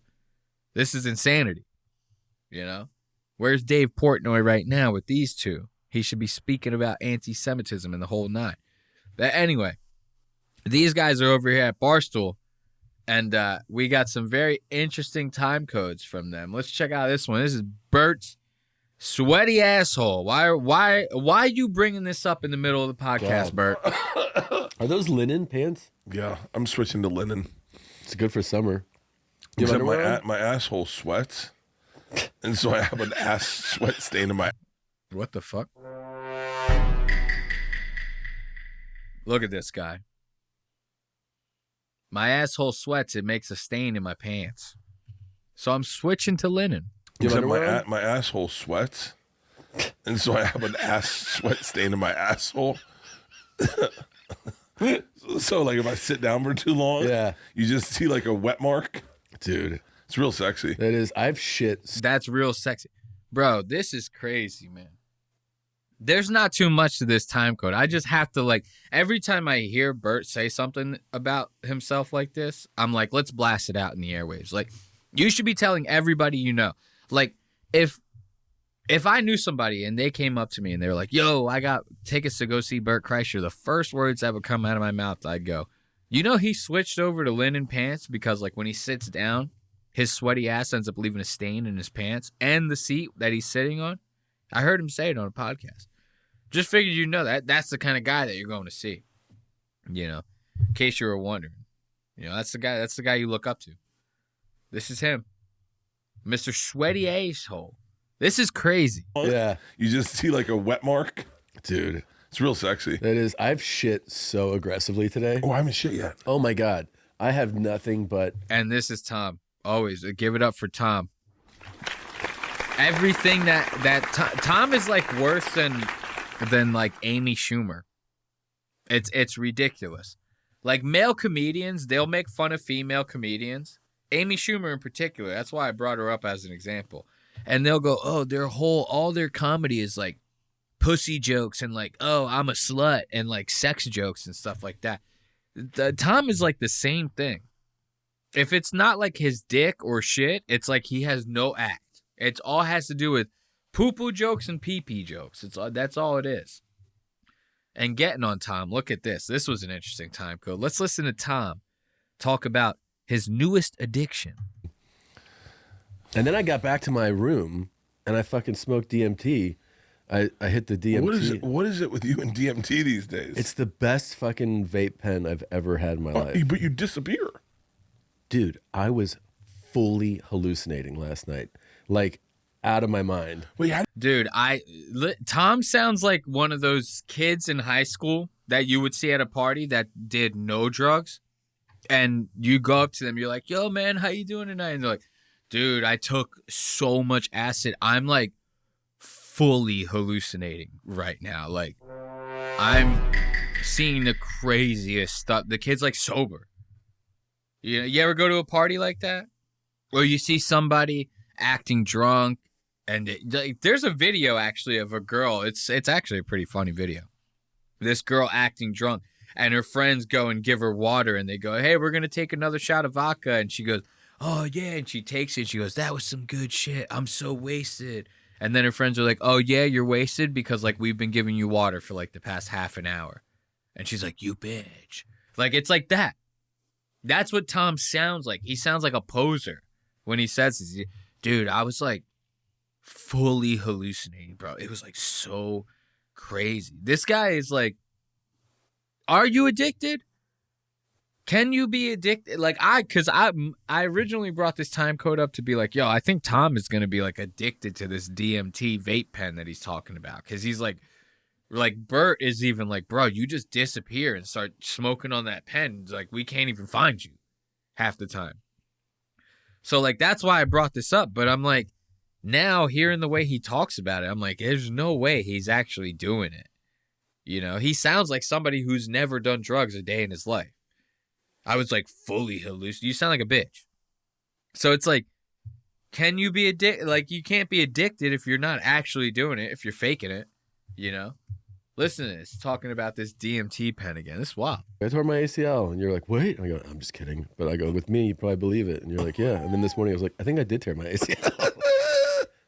Fuck. I would be so mad if I did. And then I got back to my room, and I fucking smoked DMT. I hit the DMT. What is it with you and DMT these days? It's the best fucking vape pen I've ever had in my life. That's when you know it's bad, when a fat alcoholic like Bert is red, literally red, because the alcohol he's drinking is like fucking his blood pressure up. And that guy is going like, what is with you and this fucking pen, dude? Like, I'm starting to worry about you a little bit. Beer. Dude, I was fully hallucinating last night. Like, out of my mind. Wait, how did you get a DMT vape pen? Just cool guy. Wait, how does... I want to know the breakdown of this. I've been given a few. You've been smoking DMT more than I think you're supposed to smoke DMT. Doing DMT is like anal sex. You're supposed to do it once a year. Yeah, until you find out it's the only way you come. And then you go... Hey, yo, what the fuck? This guy... Yo, the time codes are like riding a little longer than normal. Normally, the end of that time code just stops off. You don't hear the music like that. Look at this guy. Tom Segra. is now saying that the only way he can come to completion in his sexual endeavors is by smoking on this DMT pen. That's not good, bro. Like, if you're serious about that, that's not good.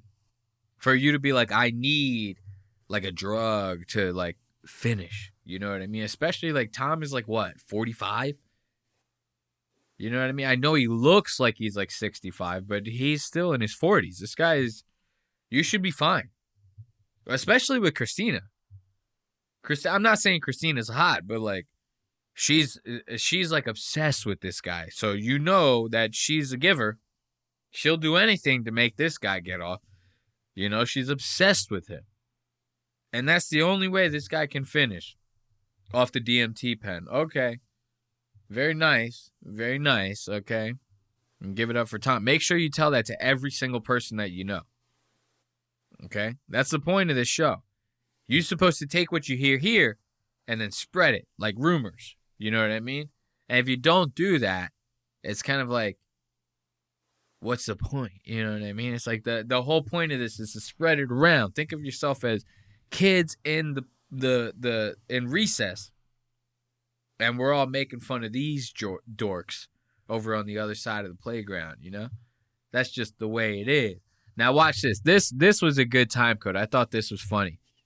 Like I said to you earlier, these guys are over at the Barstool office in Chicago. And the one thing I will give Dave is, like, these offices, he lets these guys have fun in these places. Like, they got, like, ice cream machines and bars and snack bars and golf simulated, basketball courts, mini golf. They got all these different things happening over at Barstool.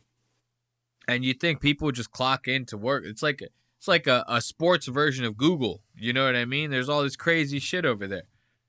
Now, Bert hears about this. When he sees this, when he walks in to go do this podcast over there, he starts getting jealous. He's like, Tom, why isn't your studio like this? I know my studio's not like this, but, like, what the fuck? We should have studios like this. Like, this is bullshit.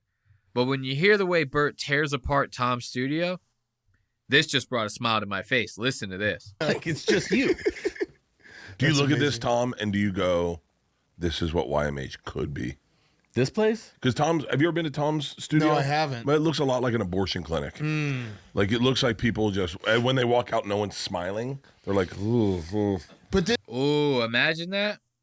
Imagine you have a podcast, and every time your guest leaves, they look like they just literally got a baby yanked out of their body. That's a food for thought right there. This place is, I mean, the one rule I made, too, of this place, like, everyone has to show up. Everyone has to show up to work. Because, like, there's a lot of times where you don't, you know, like, if you're blogging or you come and do your podcast and you leave, I was like, everyone has to show up because the magic Can you cut to my face? Cut to my fucking face? Hey, guys at Birdie Boy Entertainment. Huh? Yeah. Look at Bert, man. This motherfucker, listen to it. Bert legitimately doesn't like the fact that, like, if you were an editor or, like, a producer, you could do, like, 90% of the job from home when there's, like, not a recording day. That's like, it's mind-boggling to Bert. Bert's like, no, you have to come to my house and let me bother you the whole time. I'm going to be drunk. My dogs are going to be running around. My wife is going to be sitting there yapping like a fucking southern pooch. You know? And you have to put up with all that every day. And this upsets Bert.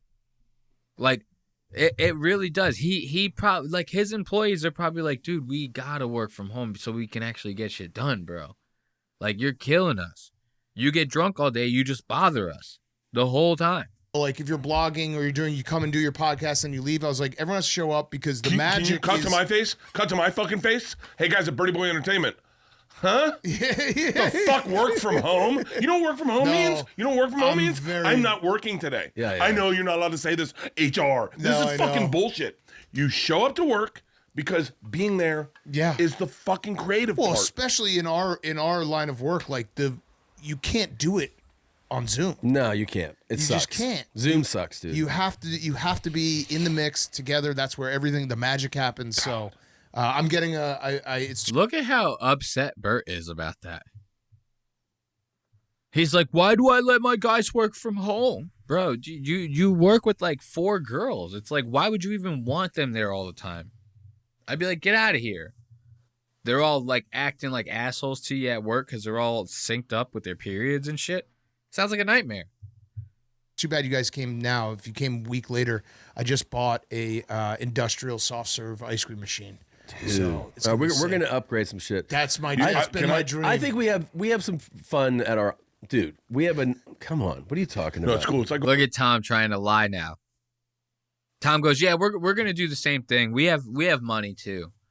Like I know you guys have money, but we also have money. You know, this is Tom doing his like Tom thinks he's like Dana White. He's like, I got money too, bro. Like, don't worry, I got money to burn. We're gonna upgrade our whole facility. Next time you come back, there's gonna be a roller coaster in the middle of the podcast studio. We're gonna be talking. She's gonna see the roller coaster go by. Everybody's gonna be all chilling, bro. It's gonna be gelatos and cappuccinos all over the place. We have machines for every type of drink. Going to the dentist. It's not like going to the dentist. You walk in scared and you leave going, thank God I'm leaving. No, it's. Can you throw a ball around? No. Well, first of all, we don't have the size. Well, I'm just asking. Can you? If I came to your office, I was like, Tom, let's have a catch. Well, where? Yeah, we could. Where? No, yes, where? You could. Where? No, you All right, yes, I want to could. do that. Look at Bert. Dude, Bert's blowing Tom's whole shit up. Tom's studio, you can't even throw a football in there. Now, mind you, we haven't hit YMH levels yet. You know what I mean? This is like a room in my house. So you can't throw a football in here either. But if I had a studio, like a whole warehouse, right? You better believe, bro, I'd be having full-on football games in that bitch. Tackle in the middle of the facility. For Annie's head? No. When you walk break from something, when you walk from the front into the... No, listen to me. No. When you walk into like the studio, I would like to see a video of you having a catch. You know what I'm gonna do? Yeah. As soon as I fucking get back, yes, I'm playing catch and I'm sending you the video. No. He is. Tom is. They call them liars. Ooh. Tom is what we call a liar. Hey yo, what the fuck? Look at Bert. I like that, Bert. Expose him. Expose him. He's a liar. He didn't put you in bad thoughts. Think about that. Bert is Tom's best friend. And I didn't see Bert once in Tom's 6-part episodic series called Bad Thoughts on Netflix. Didn't see Bert not a once. Like, legit, dude, I'm not even kidding. Not even a cameo, bro. I didn't even see Bert for a cameo. Think about it. That's fucked, bro. Like, if I don't know, that's crazy to me. See, my best friend isn't into any of this stuff, right? If she was, she'd be part of the show. It'd be like, why not? Like, we're both like hanging out, right? It's like, well, why not just be part of the thing? Like, if I was a comedian and I had my own show and my best friend was a comedian and she didn't have her own show, I'd put her on it. That's just what you do. Tom didn't even do that for Bert. So Bert's probably using this as an opportunity. Bert's like, fuck you, you should have put me in Bad Friends. Listen to this, Big Cat. His studio, it sucks. You know what I'm going to do? Yeah. As soon as I fucking get back, yes, I'm playing catch and I'm sending you the video. No. He is. Tom is. They call them liars. Tom, if you go in, Tom has. I'm going to really break apart your studio. First of all, you can't walk in the door like you could here. No, you can't walk in the door. You got to go. It's called security, man. We have security and then a twink comes out. What's his name? Tanner comes out and he's like, Tanner. Oh hey, cool. And you're like, hey, is Tom here yet? No, he's running late. You want coffee? Reed's got your coffee. And you're like, cool, Tanner. And then all the branding is so that you know Tom isn't racist. It's just black people painted everywhere. Like it is. What is it? Kobe Bryant? He's never watched a fucking Lakers game in his life. He's got a mural of Kobe Bryant. Look at Tom, dude. Tom knows that this is true. Look at Tom going through this. Watch this. And then all the branding is so that you know Tom isn't racist. It's just black people painted everywhere. Like it is. What is it? Kobe Bryant? He's never watched a fucking Lakers game in his life. He's got a mural of Kobe Bryant in the fucking studio. And then look at that. Tom is like the high school kid getting exposed. This is every high school kid who lied about having a girlfriend in a different town. This is their worst nightmare. This is that girl from that town that you talked about showing up to a party that you're at. Everybody at the party, whoa, why aren't you talking to her? I thought she was your girlfriend, bro. What happened? I thought she was your girlfriend. You didn't lie about that, did you? You didn't just lie to everybody, did you? Look at Tom. Scared out of his mind. And this mural, like, what does that say, dude? Tom don't give a fuck about not a one person on that goddamn wall. Bert could not have hit that nail harder on the fucking head. Because that's exactly what that is. Tom, when BLM happened, Tom was like, we got to get somebody in here right away to paint a mural. Like, I need all of my guests to know that I care about Black lives and that they matter to me. Yeah. And he just hasn't got it repainted yet. Because Tom's a cheap bitch. All he cares about is his own money and his Netflix series. He wants to make movies. Fucking Lakers game is like, he's got a mural of Kobe Bryant in the fucking studio. And then some Latina chicks, right? Dude. It's like Tom grew up in LA as a cholo. And then everyone's scared. You ever go into a rescue? Everyone's scared. You walk into a rescue place where they rescue puppies and the puppy's like, "Arr, arr." That's Annie. Then you see Chad. Zolo's like, I don't want to touch. That's the whole fucking place. Is and Ryan's place, no. Ryan's is right by the door. Sounds pretty true. I mean, there's a guy, he works there too. Ask him. But he's right by the door so we can leave and you can get drinks in his office. Ryan, could we have a catch? Absolutely. Okay. Where the fuck would you have it? I cannot Actually, believe. multiple places. Oh, wow. We're got multiple I'm going to send you a catches supercut going. of like all the places. Oh my Here's gosh. where we're going to have one. Here's where we're going to have one. Hey, guys. What kind of ball you want to use? Just Whatever. Tennis ball's fine. No. I want a catch of all sorts. I want a lacrosse catch. Yeah, maybe I want a frisbee. football Can we catch, get a frisbee going? A frisbee catch. Totally. I want a baseball catch. I want all these catches. And then I'm going to show you what it's like to work in a fucking den of snakes. Okay, first of all, you know what his fucking place is like, right? I mean, I assume it's just his house and he makes everyone go there. Well, it's a house. That's exactly what it is. That's literally exactly what it is. Bert works. He has like 6 girls on his team, including his wife. And it's just like a house that he rents. You just have to go to his house. It probably smells all crazy in there. He's doing like something's burning. He hasn't taken a shower in days probably, right? And on top of that, think about the earlier time codes that we watched today.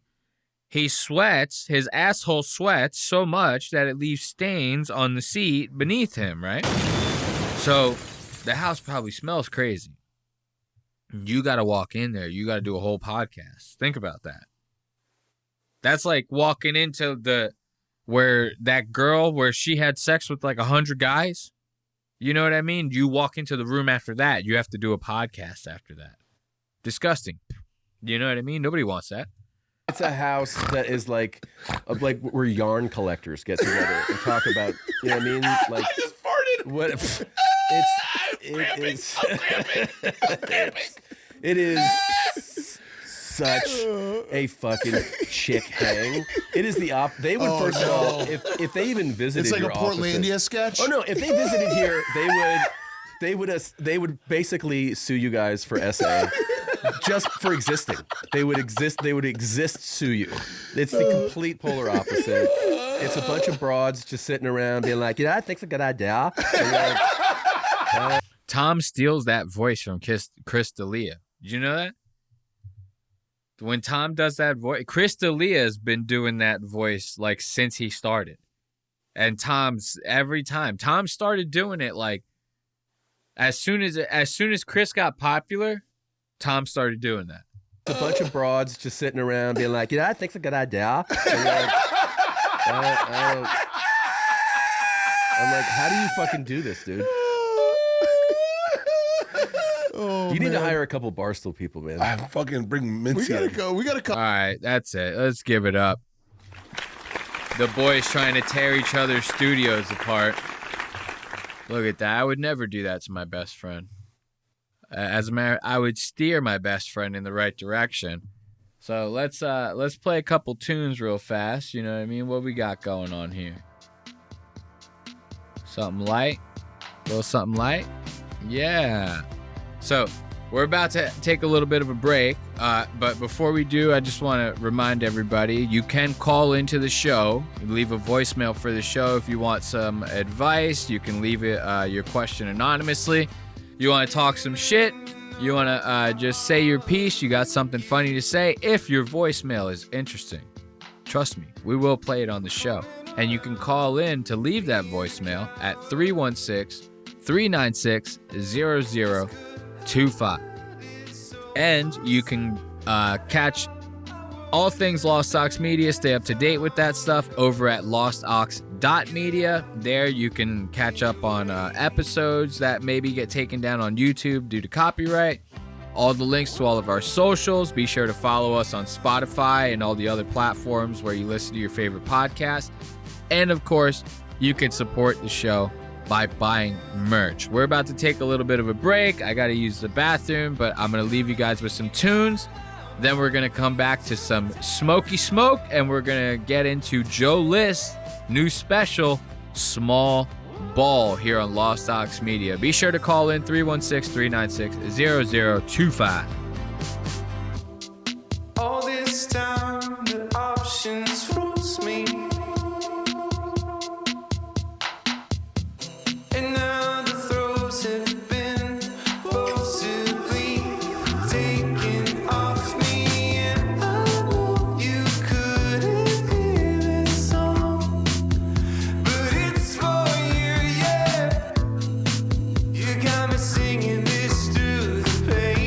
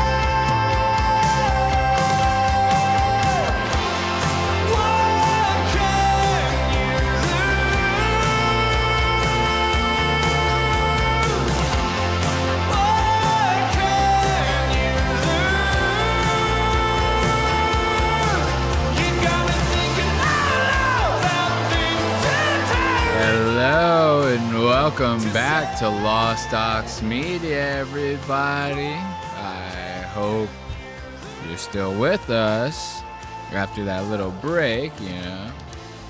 Gotta drink a lot of liquids, man. You're talking for a long time like this.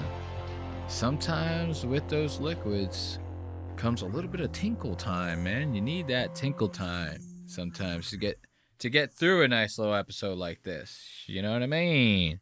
So, as promised, we're going to get into Joe List's Small Ball. Now, if you guys remember a couple episodes back, I had mentioned something about this special. We were talking about an episode of The Regs, and in that episode, we had went over a time code where all of the boys on the show were sucking Joe's dick, except for Dan Soder. They were all talking good shit about the mothership, but Dan Soder was kind of throwing out the real shit. He's like, I heard comics say it's not a fun hang. You know, I heard it's hard to get in there if you're not one of the regulars, and nobody really likes hanging out there because Joe keeps it tight-knit. You know what I mean? Which is, I thought that was like complete opposite of why Joe even started a comedy club in the first place, right? I thought Joe started it because a rising tide raises all boats, man. It's like if everybody eats, man, then everybody eats, bro. That's just like the way it is, bro. We got to make good for everybody. It doesn't seem like it. But in that episode, I had mentioned how Joe List had a special that was coming out and how Netflix didn't want it. Not only did Netflix not want it, nobody wanted it. To the point to where, like, this guy, his big plan for this special was to release it in theaters. He wanted to release it in theaters. Here's the thing, though. you can't just like release a movie in theater. Like you have to pay for that. You have to like pay to get the movie into the theater, right? You know, and then the ticket sales, you make the money back, blah, blah, blah, blah, blah. Theaters aren't just going to like put up any old thing in the theater, right? So a guy like Joe, he doesn't have the budget to make it theaters all across the country for multiple weeks at a time, like you would a Marvel movie or something like that.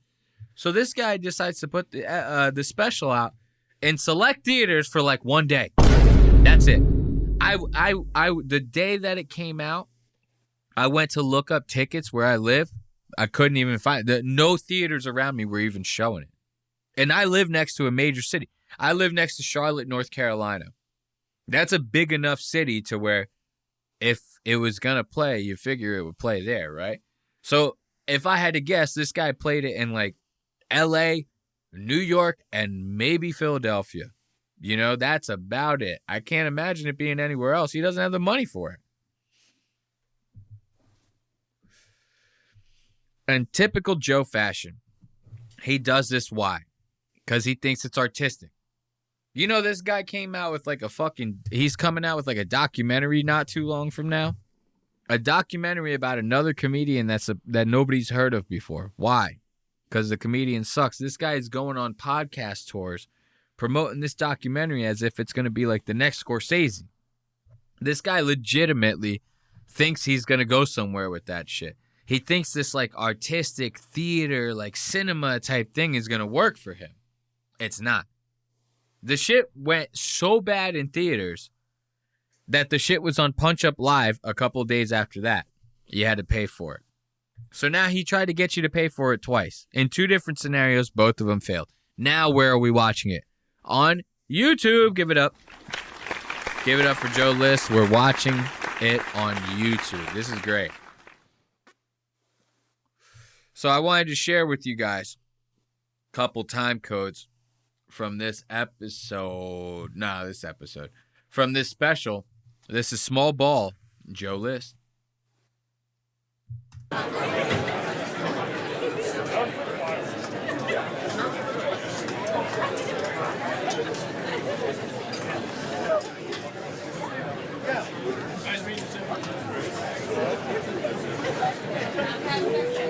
Look at that.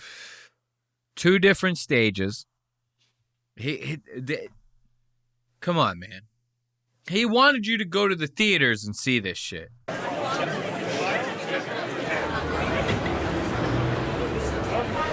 Ladies and gentlemen, Joe List. Look at that. I like this. So look, so you have two different right now for those of you listening at home, it's a split screen. You have Zanies in Rosemont, Illinois, and you have Zanies Old Town in Chicago. Both Zanies, two different stages, two different locations. Joe did one night, then did the other night. On the right, at the Zanies in Chicago, Joe attempts to do a one-shot walkout. What is a one-shot walkout? I'll tell you. So he attempts to do the one-shot walkout. This is where a comedian goes from the back green room or some sort of back area, if it's a cheap club that doesn't have a green room, and they attempt to walk out while they're being announced, right? And you got to time it just right because the camera is going to be recording the whole thing. You don't want to walk and then stop at the door, right? You have to make it seamless. You have to get up there, shake one guy's hand right as they're saying, Joe List, and then you walk straight out. Now, if you pay attention, these walkouts should be one continuous shot. You pay attention, look at the right-hand side here. It cuts. It does the walkout, and then it cuts to the audience clapping, right? Why? This guy fucked up the shot. He didn't time it right. That's the only reason. Otherwise, he would have done a cool one-shot walkout. Joe is not the type of guy who wouldn't have done that, okay? Pay attention to this.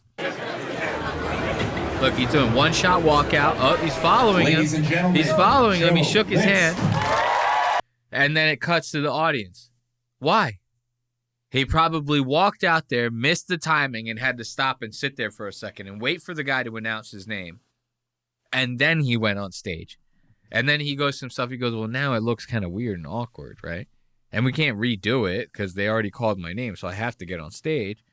So it's like, yeah, now we have to just cut something in.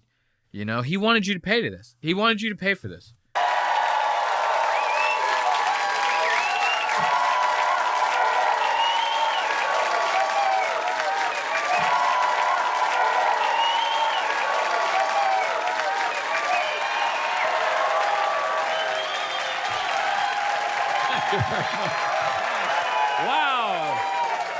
Wow. Thank you very much. Wow. That is very touching. All right. Thank you. YouTube is never going to believe this. They're going to be like, nah, fake, bullshit. I'm dumb. I'm an idiot. Are you guys dumb? Where are my dumb people? Who's dumb? Come on. See, here's my thing, too. The two different nights, right? Because for those of you listening, of course, again, I say this. Now the split screen has moved into one screen. And it's going to be, this is the Zanies in Rosemont, Illinois. This is going to be Joe's first night that they filmed at the Comedy Special. The Zanies in Chicago is the second night. Now, normally comedians do this in one location. Why do they do that? In case one show goes bad, they can cut parts from one show, put it in. It gives you some room for the editor to work with, having multiple takes of the same show. They wear the same outfit. It's in the same location. They try to make the lighting look the same. They try to keep it as consistent as possible. Continuity is a big thing when it comes to shooting these things, right? Now, why is Joe doing like two different locations, two completely different looking stages? He's like wearing different clothes. Why did he do that? Why not have two of the same locations like everyone else would, two of the same outfit, two recordings of the same set, so that you have some room for the editor? My guess is that Joe couldn't afford to get the same crew twice, or he couldn't work it out with Zanies to be like, hey, I got to record here 2 nights in a row. They go, oh, well, we can't because tomorrow night we have Chris D'Elia coming in. He sells more tickets than you. So, like, we can't bump his day. You know what I mean? So you're going to have to just do the one recording day here, and then you got to move on. But I'll tell you what, if you don't get it on the first day, you can record over at the other Zanies. It doesn't even look that different. And you can get your second take there so that you have something to work with in the edit. And then he gets to the second Zanies. The curtain's a completely different color. There's a sign in the middle of the whole thing looks different. And he freaks out. He goes, what am I going to do? Okay, I can try to spin this into some like artistic type thing to where like maybe I could make it work to my advantage. And that's what we'll do with the special. No, it didn't work. I see right through it. Okay? Now watch this. This is going to be a quick segment before we get on to the last segment of the episode. But I wanted to show you. This guy's like bombing. And he keeps these in his special. He bombed like more than once. The first time it happened, the time we're going to watch right now, I was like, okay, it bombed, but he kind of like turned it around real quick so like I could see maybe why they would leave that in there. But then he bombs again later. I'm like, whoa, what's going on here? Like, did this guy not have enough material to fill up an hour? This thing was only 55 minutes. Without the bombs, I mean, this thing would be 35 minutes. Tops. All the foods, really. Burrito. I knew nothing about Picasso. I was kind of embarrassed because I feel like I know about the arts a little bit. I looked him up. I read his Wikipedia page. And did you know this? He died in 1973. Did you guys know that? I thought he died in 1380. I almost shit. 1973. Picasso had a car. Is that unbelievable to you guys? Pablo Picasso was driving around Spain in like a Honda Civic, listening to Led Zeppelin on the radio. Ozzy Osbourne and Pablo Picasso were working at the same time. He saw 6 Super Bowls. That's great. I thought he lived next to a blacksmith. The guy's like at home watching the Green Bay Packers play the Kansas City Chiefs on a colored television set, drinking Mountain Dew. I feel like people don't laugh at that because I feel like when I say Mountain Dew, people are like, wait, no, Mountain Dew came out in like 78, 79, right? Is that what you're This is where the misdirect goes. Did Mountain Dew come out in 1978 or 79? When did Mountain Dew come out? I feel like I tell people about that. They go, whoa, Mountain Dew wasn't around at that time. thinking? Because that's what I thought. I said it one night on stage, and I was like, I got to fact check myself. And I looked up Mountain Dew, and you're going to shit. What year do you think Mountain Dew came out? Take a guess. 44. 1944. Okay? So he tells the audience member, guess when Mountain Dew came out. The guy goes, 1944 is my guess. What do you think happens after that? Because that's what I thought. I said it one night on stage, and I was like, I got to fact check myself. And I looked up Mountain Dew, and you're going to shit. What year do you think Mountain Dew came out? Take a guess. 44. You ruined my joke. 1940. You were so close. 1940 is when it came out. Here's the thing, though. Joe ruined his own joke in that incident. I'll tell you why. Because 1944, the guy said 1940. The guy was still wrong. The guy was still wrong. You could have just been like, nope, close, 1940. But isn't that crazy? Isn't that crazy that it came out in 1940? Wasn't expecting Mountain Dew to come out in 1940. You know? But no, Joe goes and steps on his own shit. All because the guy guessed kind of close to when the answer to the joke was. You're ruining your own shit, Joe. You're ruining it for yourself. People don't laugh at that because I feel like when I say Mountain Dew, people are like, wait, no, Mountain Dew came out in like 78, 79, right? Is that what you're thinking? Because that's what I thought. I said it one night on stage, and I was like, I got to fact check myself. And I looked up Mountain Dew, and you're going to shit. What year do you think Mountain Dew came out? Take a guess. 44. You ruined my joke. 1940. You were so close. I really needed you to say 1985 or something, you asshole, but I don't mean it. You look upset. You're not an asshole. I'm just trying to be funny. That was a perfect guess. You nailed it. I just wasn't. Now he's apologizing to the audience, bro. Calm down, man. Chill. He's like, I'm sorry. No, wait. Wait. No, are you sure it's okay that I make the joke? You know, well, you did fuck it up a little bit. Well, just move on, bro. Like you're bugging out. Expecting you to get it so good. We'll retake it. Say when I say 1982. Ready? We're gonna take this from the top. Now he wants to take the joke from the top. What the fuck? He wants to re-record the joke. He wants to re-record the joke. This is what, bro. This is not how you save a comedy set. You don't tell them, like, oh, we're going to redo it so that I can get it for, the recording. What year do you think Mountain Dew came out? I said 82. What the hell? You blew it. What the? Stop improvising. All right, take 3. What year do you think Mountain Dew came out? 82. 82. You're way off.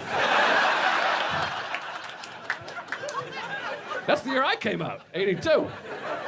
Of my mother, not the closet. But see, now that wasn't a bad way to try to save that.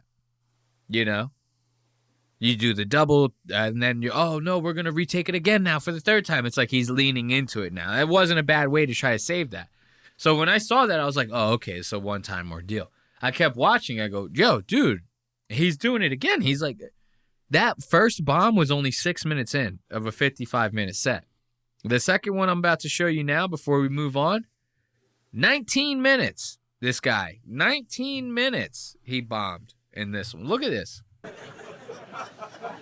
then when you have a C-section, like they have to put your wife back together. It's like a major surgery. So they put the baby in a crib, and they're like, Dad, you go be with the baby. We're going to take care of Mom. And then I was like a single dad for like 45 minutes. It was just the two of us. I was like, hey, what's up, man? Hey. I sang him happy birthday. I thought that was sweet. I was like, happy birthday to... He kept crying, though. It was hard. I felt bad. He was sobbing. I was like, you probably want your mother. This is a big moment. She should be here. She's kind of a deadbeat, honestly. I don't know what... She's over there behind the curtain. Probably making out with the anesthesiologist, if I had to guess. Then we were leaving. The doctor said, she goes, that was a major surgery. She goes, no intercourse for 6 weeks. You need time to recover. And then she was like, do you have any questions? And I was like, I have a quick one. No, just... Oh, so now this is a joke about Joe's wife giving birth to their child. Now the doctor says to him, hey, man, your wife's pretty fucked up down there, dude. You're not going to be able to have sex for at least 6 weeks. You know. You have any questions or concerns for me? Now, this is where the big punchline is. Watch this. The doctor said, she goes, that was a major surgery. She goes, no intercourse for 6 weeks. You need time to recover. And then she was like, do you have any questions? And I was like, I have a quick one. No, just real quick. Like, I didn't have surgery. So what's going on there? Can I have sex? You know?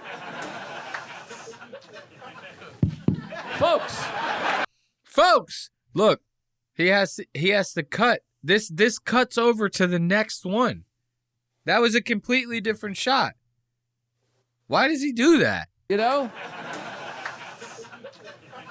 I'm just now realizing that the bomb was like in the like. Why does he go from like the one you bombed? So now you bombed in both spots. That's all I saw from that. I'm not gonna lie. When I had set this time code, I didn't even notice that it switched locations to the other club, the other night where he recorded. So you bombed both. That joke bombed both times, and you left it in. Why not just cut it out? That's crazy. Look at this. Red curtain, then goes to blue curtain. Different location. Joke bomb twice. Left it in. Why? What's going on there? Can I have sex? You know? Folks. You see? Why can't I have sex is the joke. I didn't really say this. I just thought that would be funny. I feel like you guys are like, he means it. He's the kind of guy that will fuck women days after his child was born. Not funny. No, I didn't really. We took the baby home, and I never thought about this till I... Pandering. Okay? Making fun of yourself is not going to help you, Joe. Okay? I'm telling you that right now. It's not going to help you. Okay? Let's give it up for Joe. Small ball. That was Joe List. Small ball. Give that a listen if you dare. You know, that's some good shit. That small ball. You can't beat it. I can't believe the guy wanted us to pay to see that in theaters. It's not even like, it seems like we're watching to me that seems like if you tried to edit the Avengers and Spider-Man into the same movie, but like from the separate movies. Like you didn't just add Spider-Man into the universe. You go, oh, instead of like writing Spider-Man in, we'll just take clips from Spider-Man the movie and we'll just splice it into Avengers the movie, and that's how we'll add Spider-Man into the Avengers universe. That's what it seemed like to me. It's like it just every time it cut like that to a different location, it seemed like out of place. Just didn't even make any sense, bro. So what do we got left? We got a little bit of Kill Tony. Little bit of Kill Tony. Give it up, man. It's been a while since we done any KT on the show. And this is going to be an episode with Jimmy Carr. Look at this. Very interesting. I've never seen this on a Kill Tony show. The following content may contain suicide or self-harm topics. Would you like to proceed? Of course, I would like to proceed. What kind of question is that? The following may contain suicide or self-harm topics. Is another warning. Let's play the episode. Let's go to the time codes and hit that good old intro. Is it going to work? Let's see. Is this not going to play? Come on, man. Yo, did this episode like get taken down or something like that? I'm like curious if I try to watch this on a different browser. Is it? Sorry for all that dead air. I'm still trying to like it's kind of throwing me off. I had all these time codes set up for Kill Tony. It was supposed to be Tony Hinchcliffe, Jimmy Carr were getting these suicide warnings on the episode, and now all of a sudden I can't play the episode on there. So let's see if I can play it on a different browser, because I would hate to cut the episode short off of an entire segment not playing. So we got Kill Tony. This is Kill Tony with Jimmy Carr 5 days ago. I got to sign in to confirm my age. Okay, we'll do that. Yeah. Okay, I'm just going to enter the password there, bud. You know, it's no big deal. No one can see it. Okay. Let's do that. Let's sign in. Let's see. Will it play? Okay. So it looks like I'm going to have to do some work. Normally I have the time codes kind of like embedded into the episode. And right now I don't. So I'm going to have to do all of the maneuvering myself. We're going to go to the intro. That's going to be 1 minute and 54 seconds. Let's take it away. Tony Hinchcliffe!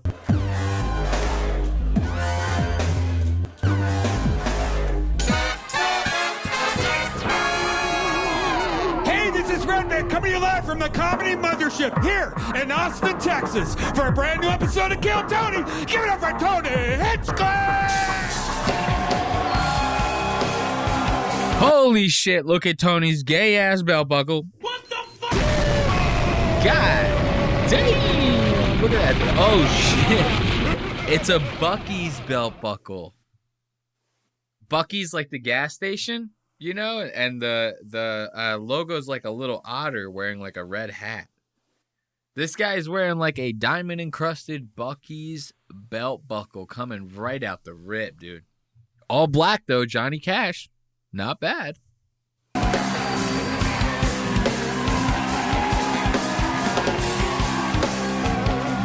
Who's ready for the best fucking night of their lives, huh?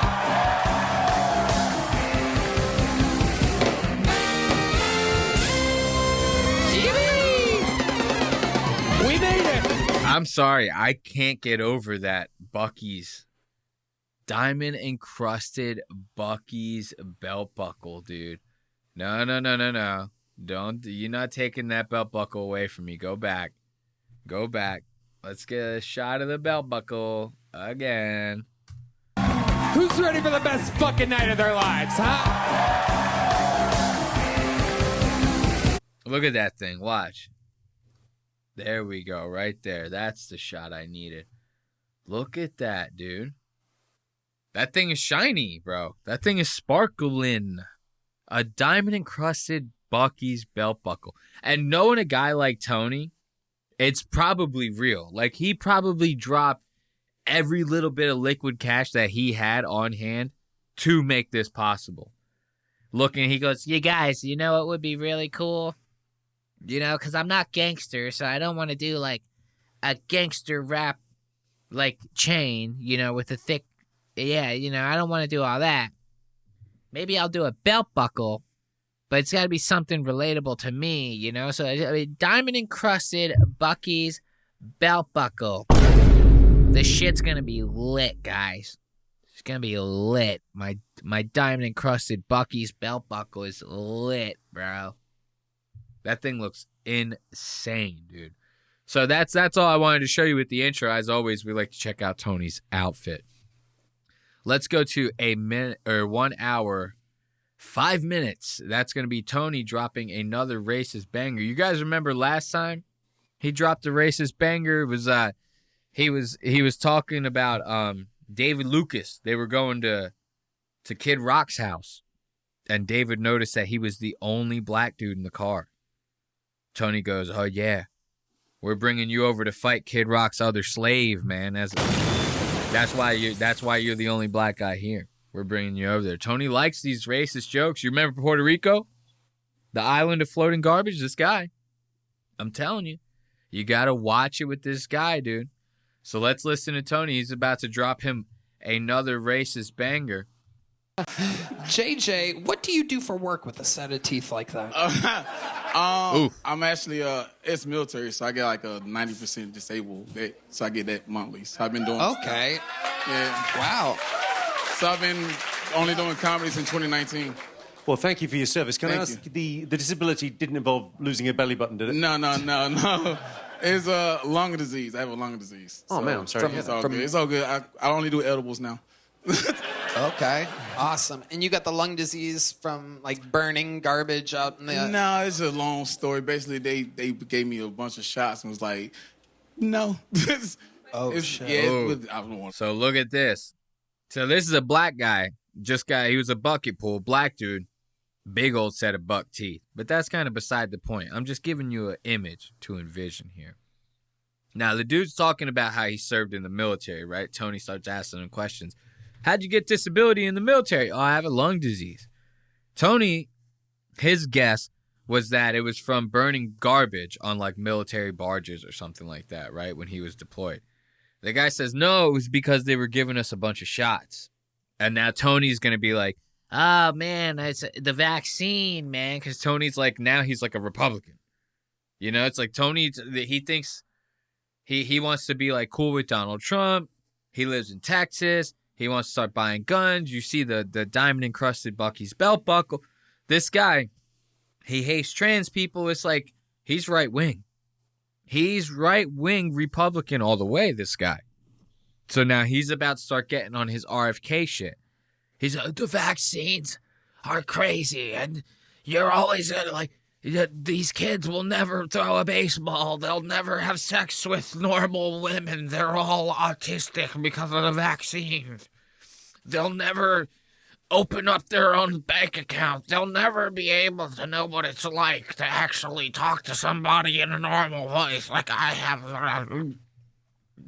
Tony's going to do this whole vaccine spiel on this guy. Gave me a bunch of shots and was like, no. Shit. Yeah, I don't want to talk. Like vaccines? Yeah. There you go. So that's what happens. You find out a lot about that on this real show with real people. I didn't find out a lot about that in real sorry. life. Yeah. No, it's fine. You find out a lot about that on Kill Tony. Yeah, Kill Tony. This is the show that people go to get the truth about vaccines. It's Kill Tony. Give it up for Kill Tony. Letting us know. Otherwise, without Kill Tony, how would we know about the truth about vaccines? How do we know? I wouldn't. I would know nothing about vaccines. This is where I do majority of my research is Kill Tony when I'm trying to figure out important stuff like this. This is good shit. And we haven't even gotten to the racist banger yet. Here, the club is owned by Joe Rogan. Vaccine injuries are appreciated here. It's a real thing that really exists in real life. You don't see that on other mainstream networks. You can only find that here on YouTube. Look, notice now he's so quick to praise YouTube. You remember we've covered him in the past. He liked to talk shit about YouTube. Oh, now we have to bleep ourselves every time we say the word retard or else YouTube won't pay us anymore. And now all of a sudden YouTube is like this bastion of free speech. Oh yeah, you can get all your vaccine news here on Kill Tony. The main media lies to you. YouTube is really the only place you can get the truth. This guy is fucking crazy. So right after you got that shot, did you notice something? I basically went to the hospital on a Sunday, and then I left like a week before my birthday in April. And what branch? Air Force. Okay. I was going to ask what branch do you hang off of sometimes with one arm? God damn. Tony just called this black dude a monkey. Right in the middle of the whole thing. He goes, no, what branch do you hang? I was going to ask, what branch do you hang off of sometimes? You know, because you're an ape, right? We're all cool here, right? If Dave Portnoy was in here, Dave would be clapping his hands. Dave would be like, it's not Jewish, so it's all right with me. You know? It's when you make fun of the Jews, that's when I got a problem with it. So you making fun of this black guy for being like a monkey or whatever, like I'm cool with that. You know? Don't worry about it. You know, you're cool. Like, this is insanity, dude. This is crazy. Dave would be having a rip-snorting good time right now. Oh, come on. What are you going to grow? Where do you want to go? What show do you think this is? Jimmy blocking his face with his glass so that he can keep up. Christ, Tony. Jesus. You're only just back from the Puerto Ricans. Now look, and you got Jimmy Carr, who, like, this guy, don't let this dude fool you. I'm not saying he's like some great comedian or nothing, but this dude is mean as fuck, bro. Jimmy Carr, like, you think Tony's an asshole? Jimmy Carr is like an asshole, bro. Dude, that big buck-toothed black dude, look at this poor guy over here. Look at the teeth on him, right? When this guy came out, Jimmy started making fun of his teeth right away, bro. Like, right away. As soon as they were able to talk after the set, Jimmy's like, oh, what do you do for work? Or no, he said something like, something about asking him about brushing his teeth and how he's going to have to start now if he wants to get them done by, like, next week or something like that. It was like Jimmy goes and tears these people to fucking pieces, bro. And Jimmy's like, Jesus Christ, Tony, the black man. You can't make jokes about the black man, Tony. What you doing? You just made the jokes about the Puerto Ricans. Come on, mate. Now, look, this one, look, watch this. This next time code, this is why they put a suicide warning on this episode. This is actually kind of crazy. So this kid, he gets up there, right? And he fucking kills. He, like, has, like, probably the best set that I've seen for a bucket pool in, like, a long-ass time. And the guys are loving him. They're like, bro, you're going to be like a comedic genius. Like, you're fucking a natural up here and stuff.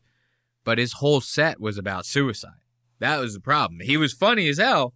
Whole set was about suicide, right? So then Jimmy he goes, hey, man, I know you're joking and stuff like that, right? But he's like, you ever think about that stuff? Like, seriously, you ever think about that stuff? Because, like, you're real comfortable about joking about it. Usually jokes come from a place of truth, whether they be real or not. They still come from a place of truth. And the kids when you hear the kid's answer, everybody in the crowd's like, oh, this kid's going to actually fucking kill himself. It's like the saddest shit I've seen in a long time. Let's check this out. Hey, how's it going? I'm going to have some fun. You guys think about killing yourself? Anybody? Okay, a couple honest people. That's cool. I think about it. I don't know. I don't know if I'm going to do anything about it, but I think about it. I think about suicide like I think about home renovation. I'm going to do it eventually. But let's be honest. It would be a lot easier if I paid somebody to do it for me. Oh, shit. Suicide's fun. Not fun. Interesting. Suicide's interesting. How we try to prevent it is interesting. I was driving over a bridge that was over this big old river. And right when you get halfway across the bridge, right in the middle of the bridge, they have a little sign with the number for the suicide hotline. Which seems like it's too late. You could have put it at the beginning of the bridge. In the middle, you might as well put the number at the bottom of the river and it would do the exact same thing. You could take a QR code for BetterHelp, put it on a bullet, put it in a gun, put it in your mouth, pull the trigger. It would do the same thing as that sign on that bridge. See, now this guy's killed. Everyone's loving him, right? Now I want to skip ahead. This is where it's gonna nosedive off, right? He's killing it. The guys are loving the fuck out of this dude. Now watch. We're gonna skip ahead a couple minutes. We're gonna get to the interview portion. That is, what's happening here with me mouse? There we go. All right, so let's get to the interview portion. What is that? 1:16:57. Listen to this. Okay. So you and her were together. She moved down here too. Mm-hmm. Okay. And what do you guys do for fun? We like to hang out. We play video games at home a little bit, stuff like that. She comes out to shows sometimes, hangs out with me, stuff like that. So now Tony's asking this kid about his girlfriend. Mind you, right before they started asking this next question to him, they were like, yo, you're so funny, man. We like your energy. Your jokes were funny. Like, this is great. Tony's asking him, like, normal questions, the whole thing. This is where Jimmy's about to ask him, yo, do you actually, like, want to kill yourself, bro? You've been with her for 9 years. Yeah. Do you have any secrets to satisfying a woman for 9 years? How do you keep things exciting in the bedroom? Guys, keep making them think they can touch your butthole, but don't let them do it. Whoa. Just, you know what I mean? Just give them a little go, oh, no. Go, oh, you want this? Mm-mm, no. Yes. You know the best way to do that, of course. Tell them you have whiskey hole. Yeah. Tony's you like missed in a love hell of with a this thing guy. earlier, Ronaldo. I thought that was just some British shit. I didn't know that. This guy's great. Very funny, Ronaldo. They love this dude. Incredible. How amazing. Wow, you're built for stand-up comedy, Ronaldo. See? He's like the next Greg Giraldo, bro. They're loving this. And Tony's like looking at this guy as if Tony's in love. Tony will be super glued between this guy's legs by the end of the night. Actually, I was on this show almost 7 years ago. Really? Yeah. When we were just visiting Austin or no, St. Louis? Yeah, you guys came through St. Louis, came to Helium Comedy Club. Wow. Yeah. I was like 9 months into comedy. I was 20 years old and like 60 pounds lighter. It was nice. Wow. First Now person we've had up here all night that's gained weight in the last few years. Here comes the Everyone else nosedive. is like, I lost 400 pounds. I don't have a belly button no more. That is uncanny. Not really known for my impressions, but I do a hell of a blazing Nana. Here it comes, bro. This is Jimmy. Did you see that? Watch him. He goes, can I ask him something? Normally Jimmy wouldn't do that. Normally Jimmy would just turn around and start shredding the dude. But Jimmy's like really about to ask him this, like from the heart. And watch this shit nosedive. Like you've never. The energy goes off a cliff faster than you could blink. Watch this. Blazing Nana.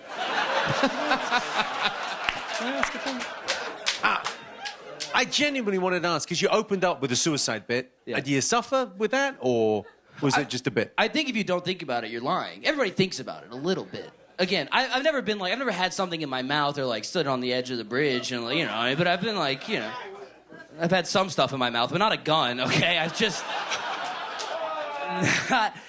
No, I've never tried to kill myself, but, you know, you think about it. Womp, womp. Interesting. How often did these thoughts come into your head? I mean, I just get kind of sad sometimes. That's about it. You know, everybody gets sad a little bit, you know, and then you go, I want to get out of this town with my friends, and then you feel better. That's how I grew up. Now, look, he's trying to be funny about it. It's not landing, bro. Everybody is, like, legitimately, like, worried for this kid now. Watch this. Interesting. Nothing. Yeah. I don't know about this exactly. You know, we have... If you use the promo code KILLTONY, what is it? It's a space 80 at what? What is it? Talkspace. That's right. Talkspace.com. Use the promo code space80. Thank you. How about a hand for Yoni, everybody? He's a Jew that keeps the show. Whoa. Chill, bro. If Dave Portnoy was here, he would have gave you a pass on the black joke. And now you're sitting here calling Yoni a Jew. Chill, bro. Because you're toting the line, bro. Don't make me call Dave. He's a Jew that keeps the show on its tracks, everyone. Everyone needs a good Jew. I highly implore you to hire a Jew, no matter what industry you're in, really. Even if you're cleaning Airbnbs like his girlfriend, everyone can use a Jew. They give you good business advice, and there's one fan of the Jews back here. Welcome to Texas. There's one. Stop it. One guy that agrees with me. Ronaldo, one more time. What do you do for fun around here? Well, I do. I like to go to hardcore shows. No. Give it up, dude. I'm hoping that by the time you guys see this, Ronaldo is still with us, because it would be a pity to lose a brother like that off of just a couple jokes, you know what I mean? Dave Portnoy's over here freaking out. This was a fun episode, man. I got to give it to you guys. As always, thank you for joining me on yet another episode of Lost Aux Media. Be sure to catch us at lostaux.media to stay up to date with all things Lost Aux Media. You can watch full episodes of the show, or you can support the show by buying merch. New episodes every Wednesday at 7 p.m. for video. Audio goes up 5 a.m. same day. That way you can listen on the way to work, and when you get home from work, you can watch them. Of course, be sure to call in and leave voicemails if you want to have your voicemail read on the show. That's 316-396-0025. As always, thanks again for joining me. Much love and much goodbyes. Later. They wanna judge me, I'll testify. Catch me on Insta, I'm verified. They want me quiet, I amplify. I'm on my way to the best thing that you've ever seen. You know that you bow to the queen. You lose all your senses and reason. I'll give you something to believe. OMW, on my way to you. Good at what I do. I'm OMW.